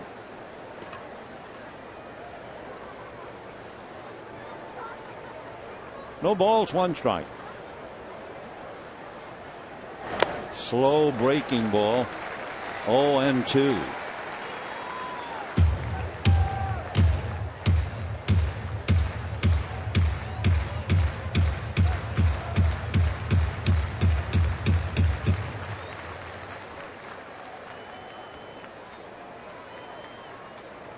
Harper does not do much running at all. He has stolen 1. He's been caught twice. Check swing foul. Shows you the velocity, 94 miles an hour. That check swing, the foul went upstairs, not in the second level, above the club level. 0-2.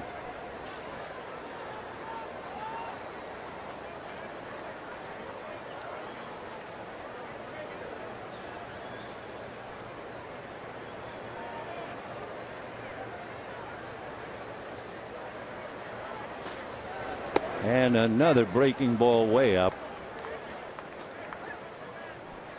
So we've seen a couple of good sliders, not that one. Waiting on deck as Asdrubal Cabrera, the second baseman. He has a home run.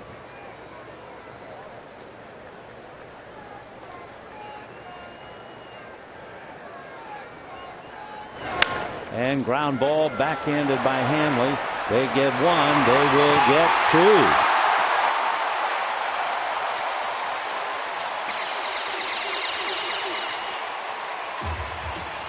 The Ramos hits into a double play. A nice start by Hanley.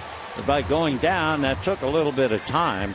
That allowed Ramos to get right in on D. Gordon, who still turned the double play. Boy, that was a tough play. When you have a shortstop who makes the play but takes time, there is Gordon. They're thinking about making a protest. Let's see. Are they thinking review? To review or not to review? That is the question. The answer looks like yes.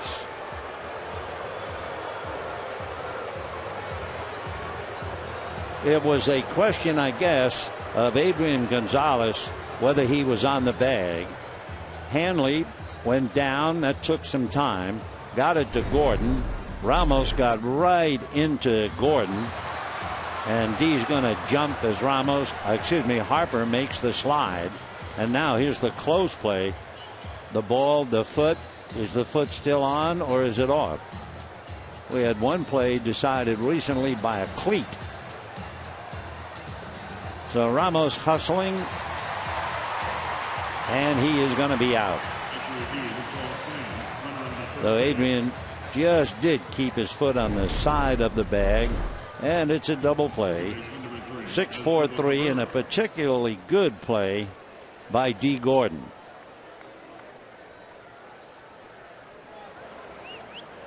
So 2 out as Drupal Cabrera has homered, walked, and lost a base hit on a good play by Gordon. Nate Schierholtz, you may remember Nate when he played with the Giants. Well, he's out on deck. He would hit for Thornton. Ball 1.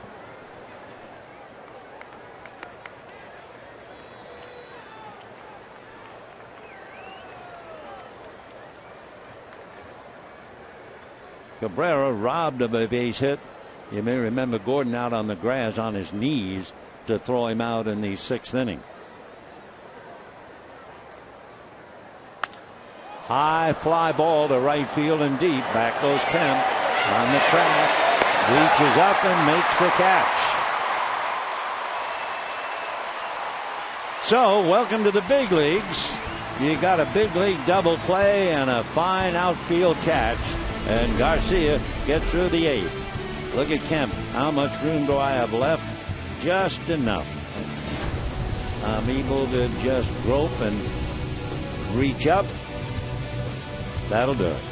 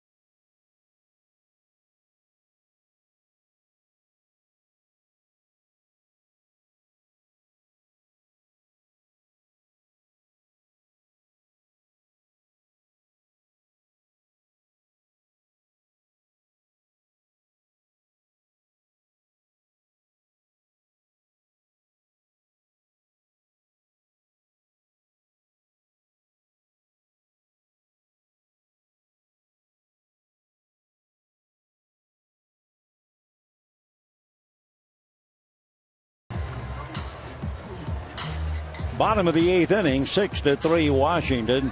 Say, friends, be one of the first 40,000 fans at Dodger Stadium this Saturday at 6:10. You'll receive your own pair of Dodger headphones, compliments of Lexus. For tickets, visit Dodgers.com/promotion.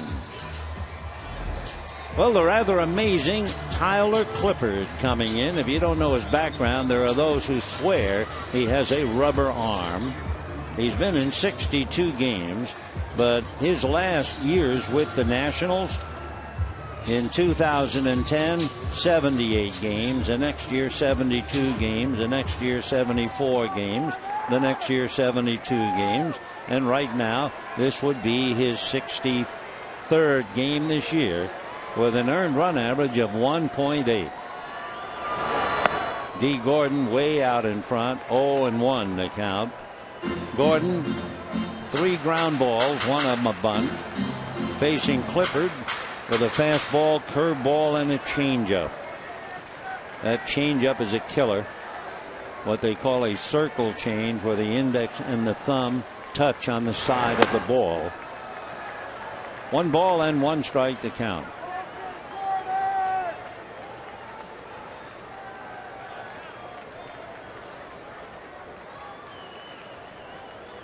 Not only is Clippard a hard worker, he is also a brilliant worker.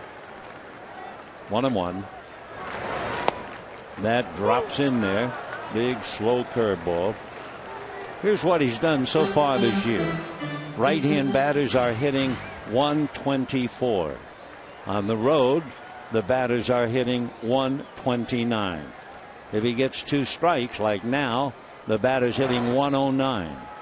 And facing all the cleanup hitters, the big guys in the league, they are hitting .103 against him. Tyler Clippard from Lexington, Kentucky. He's 6'3", 200-pounder, originally drafted by the Yankees in 2003.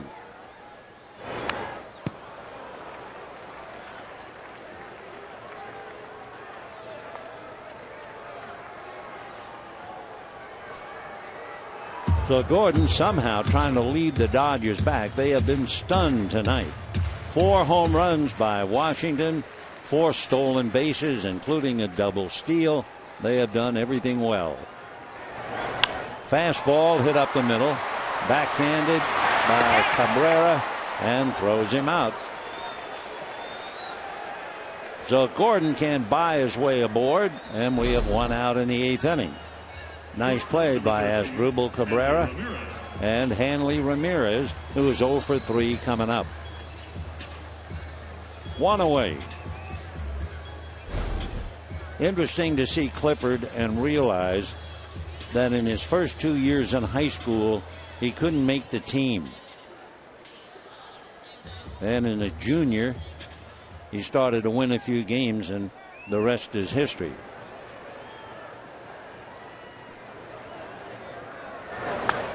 Oh, 0-1 to Hanley Ramirez.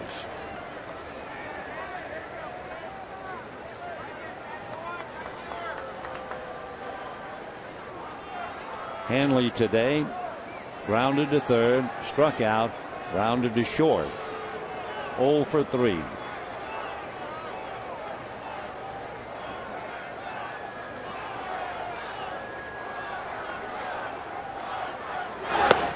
Big overhand fastball. No balls and 2 strikes to count. I wonder whatever happened to Jonathan Albaladejo. Albert went to the Yankees in the deal that brought Tyler Clippard to Washington. No balls, 2 strikes. Ball 1.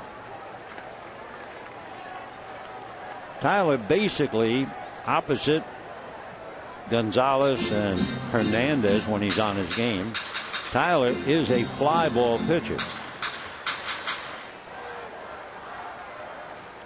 That makes you think about home runs. He's allowed 4. 2-2.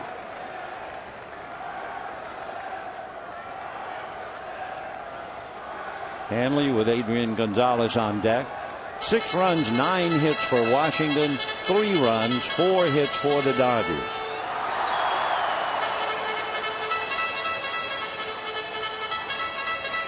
Adrian watching, making his own mental notes. Dodgers had Matt Kemp hit a 2-run home run, and they put together 3 hits for a run in the 7th inning, and that's it. 2 balls, 2 strikes. Ball 3. Will Nieves, when he was catching Clippard, says when he throws his fastball, it looks like a changeup. Instead of dropping down, it just stays straight.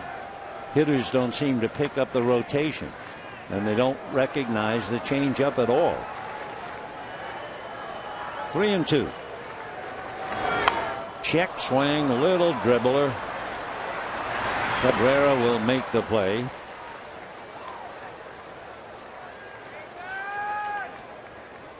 First baseman number 23, Adrian Gonzalez. The Dodgers having such a tough night that you start counting fly balls. Ellis had a fly ball twice.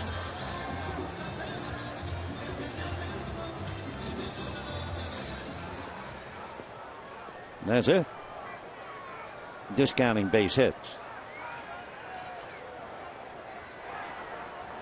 Adrian Gonzalez walked, grounded out, and he had a fly ball. So 3 of them. Ball 1.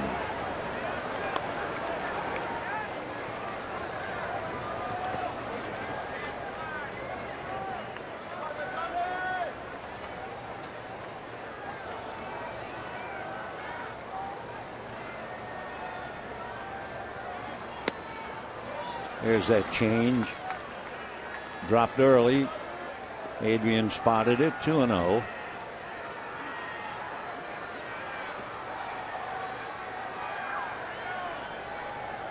Tyler Clippard, outstanding reliever.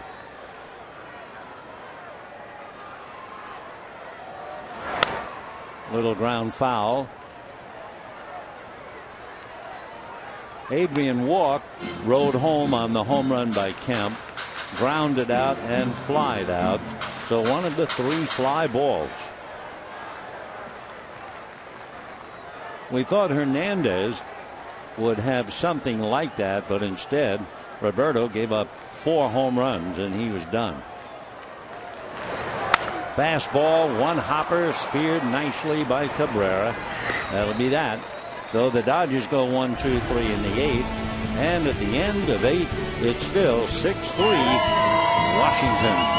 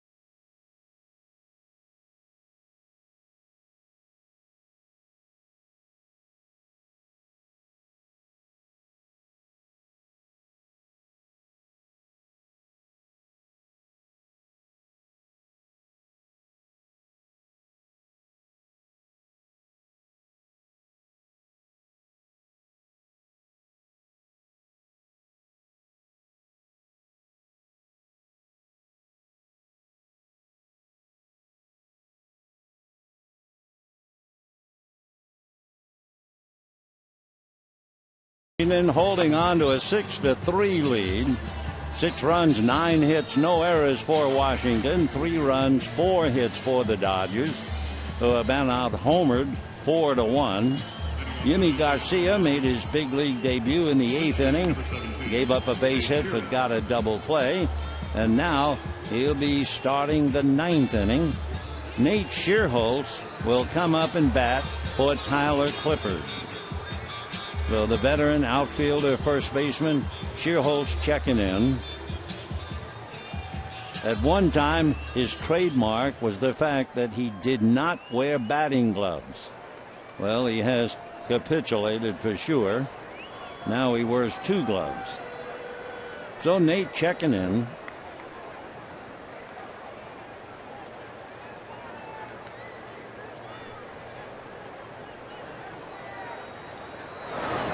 Fastball off the plate, ball one. Schierholtz batting 188. He just came over to Washington.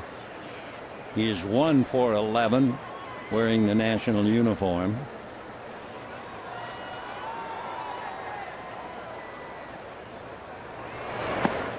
Little breaking ball that's in there for a strike, and the count 1-1. Schierholtz followed by Span and then Rendon.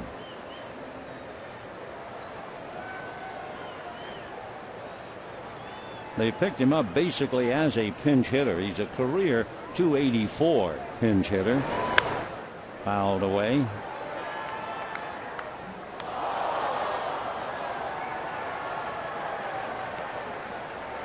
Nate broke in as a member of the Washington Nationals with a pinch hit home run.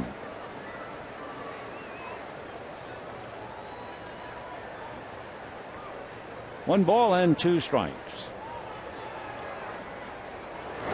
Fastball, barehanded, knocked down by Garcia, who throws him out.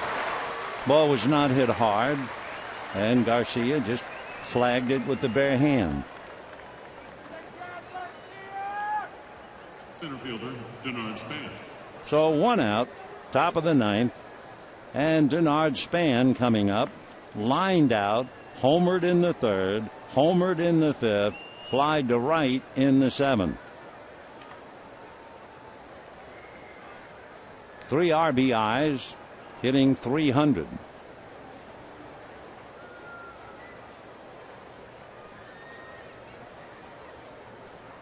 When the Dodgers come up in the ninth, Kemp, Van Slyke, and Puig. Strike.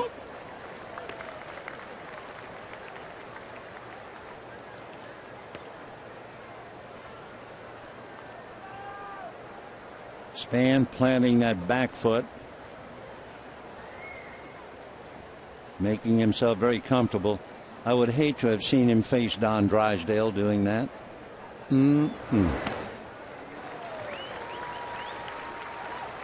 No balls and 2 strikes to Denard. Out of Washington, D.C., that was his birthplace. Lives in Tampa. Has been red hot.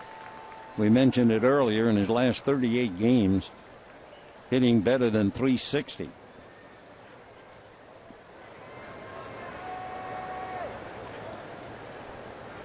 Oh and 2. Ground ball to Gonzalez, feeding Garcia for the second out. So 2 down here in the top of the ninth. Anthony Rendon coming up. Third baseman, number 6. By the way, Rendon. as impressed as we are with Clippard, we wondered what happened to the pitcher whom the Yankees got when they gave away Clippard. His name, Jonathan Albaladejo. Well, checking on that pitcher, he last pitched in the majors for Arizona 2 years ago. He has 76 innings in his major league resume. So that turns out to be an incredible deal for the Washington Nationals. Off speed, foul back. Rendon struck out, single to right, stole a base, grounded out, and doubled. He also stole a base. He was the front man on a double steal in the 7th inning. So Washington excelling in every area tonight. 0-2 the count. 4 home runs, 4 stolen bases, 4 pitchers. Gonzalez, Storen, Thornton, and Clippard. Tomorrow night, Clayton Kershaw and Doug Fister. Slider got him. So down goes Rendon. Nice inning for Yimi Garcia. He gives up 1 hit in 2 innings, picks up a strikeout, and we're heading for the bottom of the ninth. 6-3 Washington.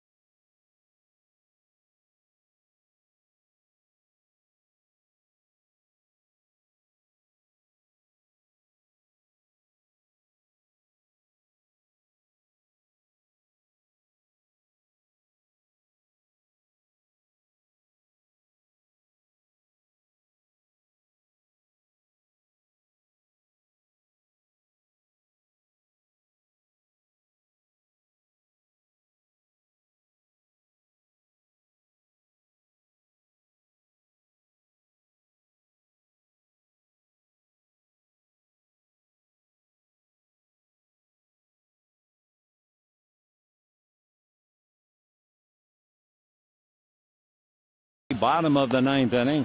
They will bring in their fifth pitcher. Washington brings in Rafael Soriano. He originally signed by the Mariners back in 1996. He's B35 about a week before Christmas from San Jose in the Dominican. Lives now in Boca Chica in the Dominican Republic. Been playing ball since he was about 8 years old, but he dropped out of school at the age of 16 to work full-time in a carpenter shop.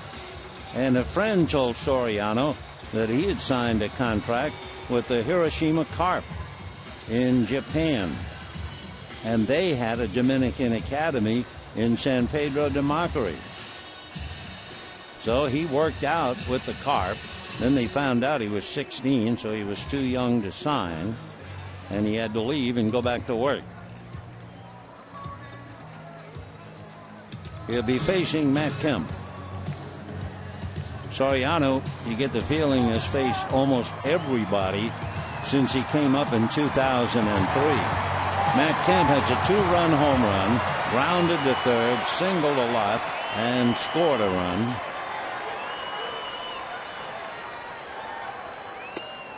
And ball one.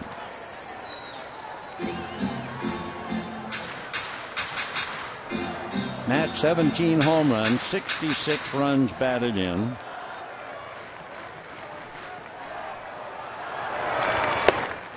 Oh, and 2. Nice easy motion by Soriano. A 92-mile-an-hour fastball. Basically, he's fastball, slider, changeup, and a splitter.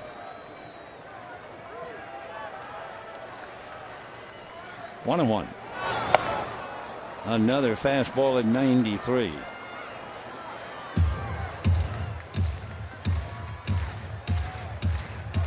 Matt Kemp hitting .282.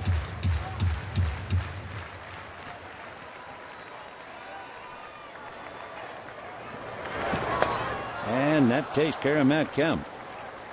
Whoa. Made that look easy. 1 down in the ninth inning. Fielder, number 33. So as Kemp walks away empty-handed, Scott Van Slyke will come up. Van Slyke struck out, grounded out, and singled. Remember, in a double switch, the Dodgers lost Ethier, and Turner batted in his stead. Guerrero also batted, and so Van Slyke stays in with Puig on deck.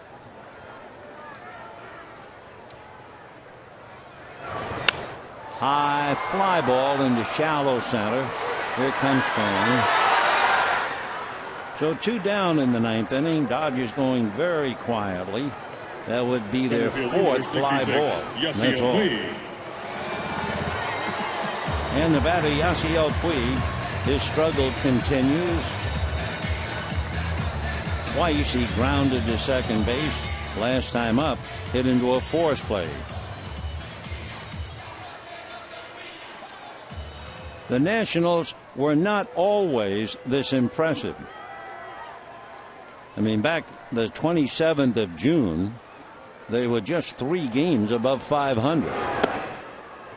But since then, Matt Williams, his club has gone 36-20. They have really reaffirmed and established themselves as the cream of the crop in the Eastern Division. 2-0 the count. Rafael Soriano. Been with the Mariners, then he came to the Braves, then he went to the Rays, eventually to the Yankees, and the last 2 years with the Nationals. 2-0. Good, easy fastball at 93. 2-1 to Yasiel. Puig long goes to a long line of major league hitters, Carl Crawford included, who have suffered in a severe slump.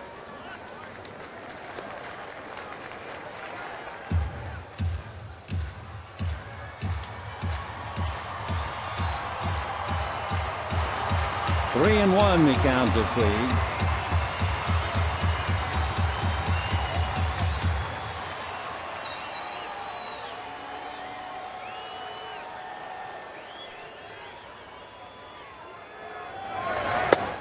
Check swing. No swing. Ball 4. So Puig holds on, gets a walk, and the batter will be Juan Uribe. Uribe struck out, grounded out, and in the 7th inning, singled to center to drive in a run. Well, look who has a bat. Jock Peterson, but it's up to Uribe to save Jock in that bat. On deck is Carl Crawford, however, up in front of him. And there goes the runner. Defensive indifference, no stolen base. With 2 out, Puig's at second. Uribe trying to pick him up.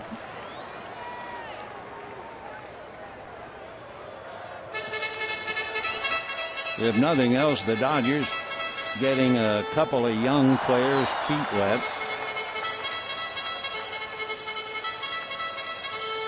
Yimi Garcia pitched.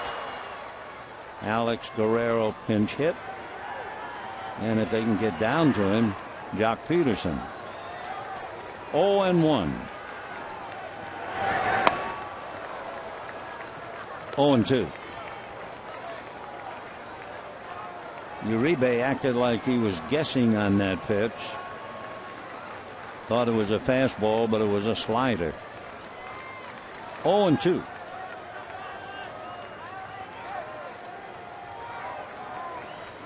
Fastball hit down the line, foul. So 2 out, 9th inning, 6-3 Washington. Their record will be 78-58. The Dodgers, if they come up short, will be 77-61. Washington beat the Dodgers 2 out of 3 in the nation's capital. Fastball hit up the middle, hits the bag. Rounding third is Puig to score. The Dodger deficit now is 6-4. Uribe gets a base hit and his second run batted in.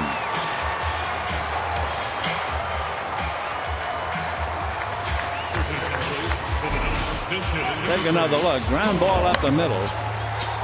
And it's going to hit the bag, kick high in the air, go over the head of Desmond, finally retrieved by Cabrera, and Puig comes in easily. So Carl Crawford is the batter, and Jock Peterson is on deck. Though it would be fun if Crawford can get aboard just to see what happens to the rookie Peterson. That's ball 1.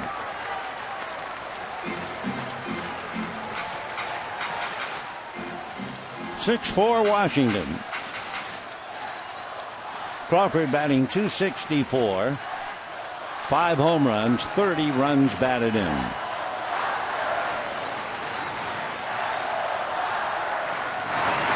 Fastball. 1-1 to Carl. Gio Gonzalez still in line for a victory.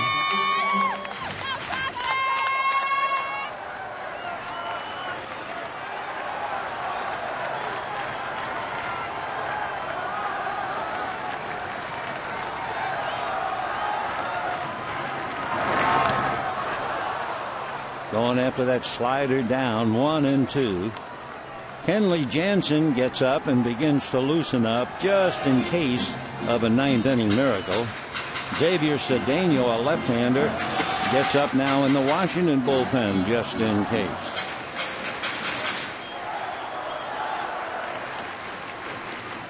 One and 2 to Crawford with the ball game on the line. There goes the runner. Base hit up the middle. Uribe is on his way to third. And what a spot for Jock Peterson to make his major league debut. Wow.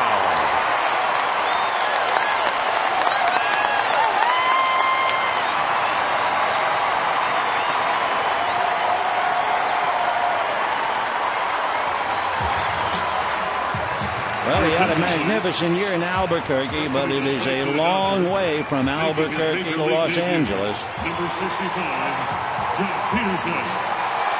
So Peterson coming up. Steve McCatty asking for time. Yasiel Puig trying to give Jock a bit of a cheerleading. Peterson was born in Palo Alto, and he still lives there. He's 6'1", 185 pounds. He is just 22. He was an 11th round pick by the Dodgers at a Palo Alto high school. He's the son of Stu Peterson, who played pro baseball at Southern Cal. Had a couple of games in the major leagues. The little games that his father played, it was with the Dodgers way back in 1985. Jock, big enough to be a good football player, committed to SC in his senior year at Palo Alto, and then the Dodgers signed him, so here he is. Crowd going wild, making the most noise they've made all day.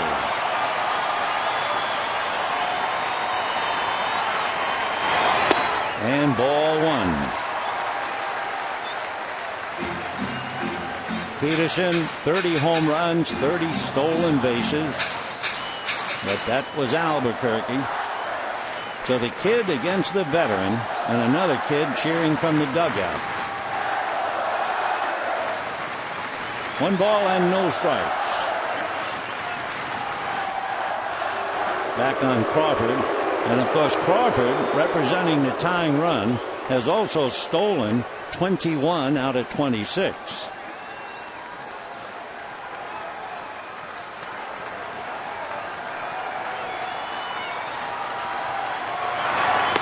And high again, ball 2.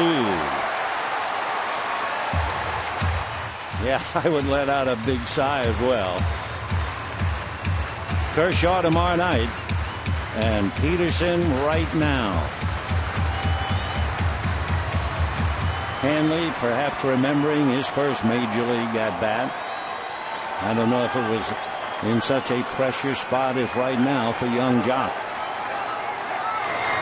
Line foul down the line. Woof. He was all over that thing. 2-1.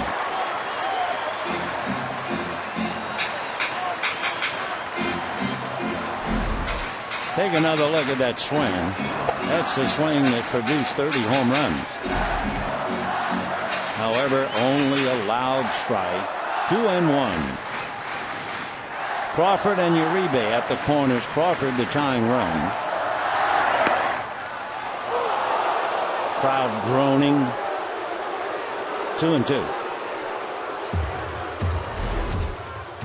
Take a look at that pitch.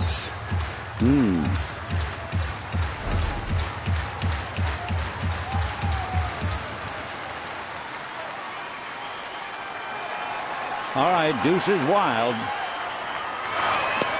Ball 3. So what that means is the possible tying run is in motion, and D. Gordon waiting on deck. But Crawford ready to take off. So is this crowd. 41,857.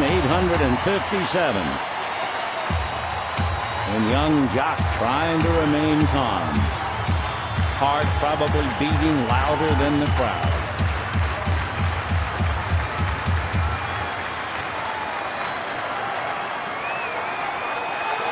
Three and 2. And got him on a slow breaking ball for strike 3.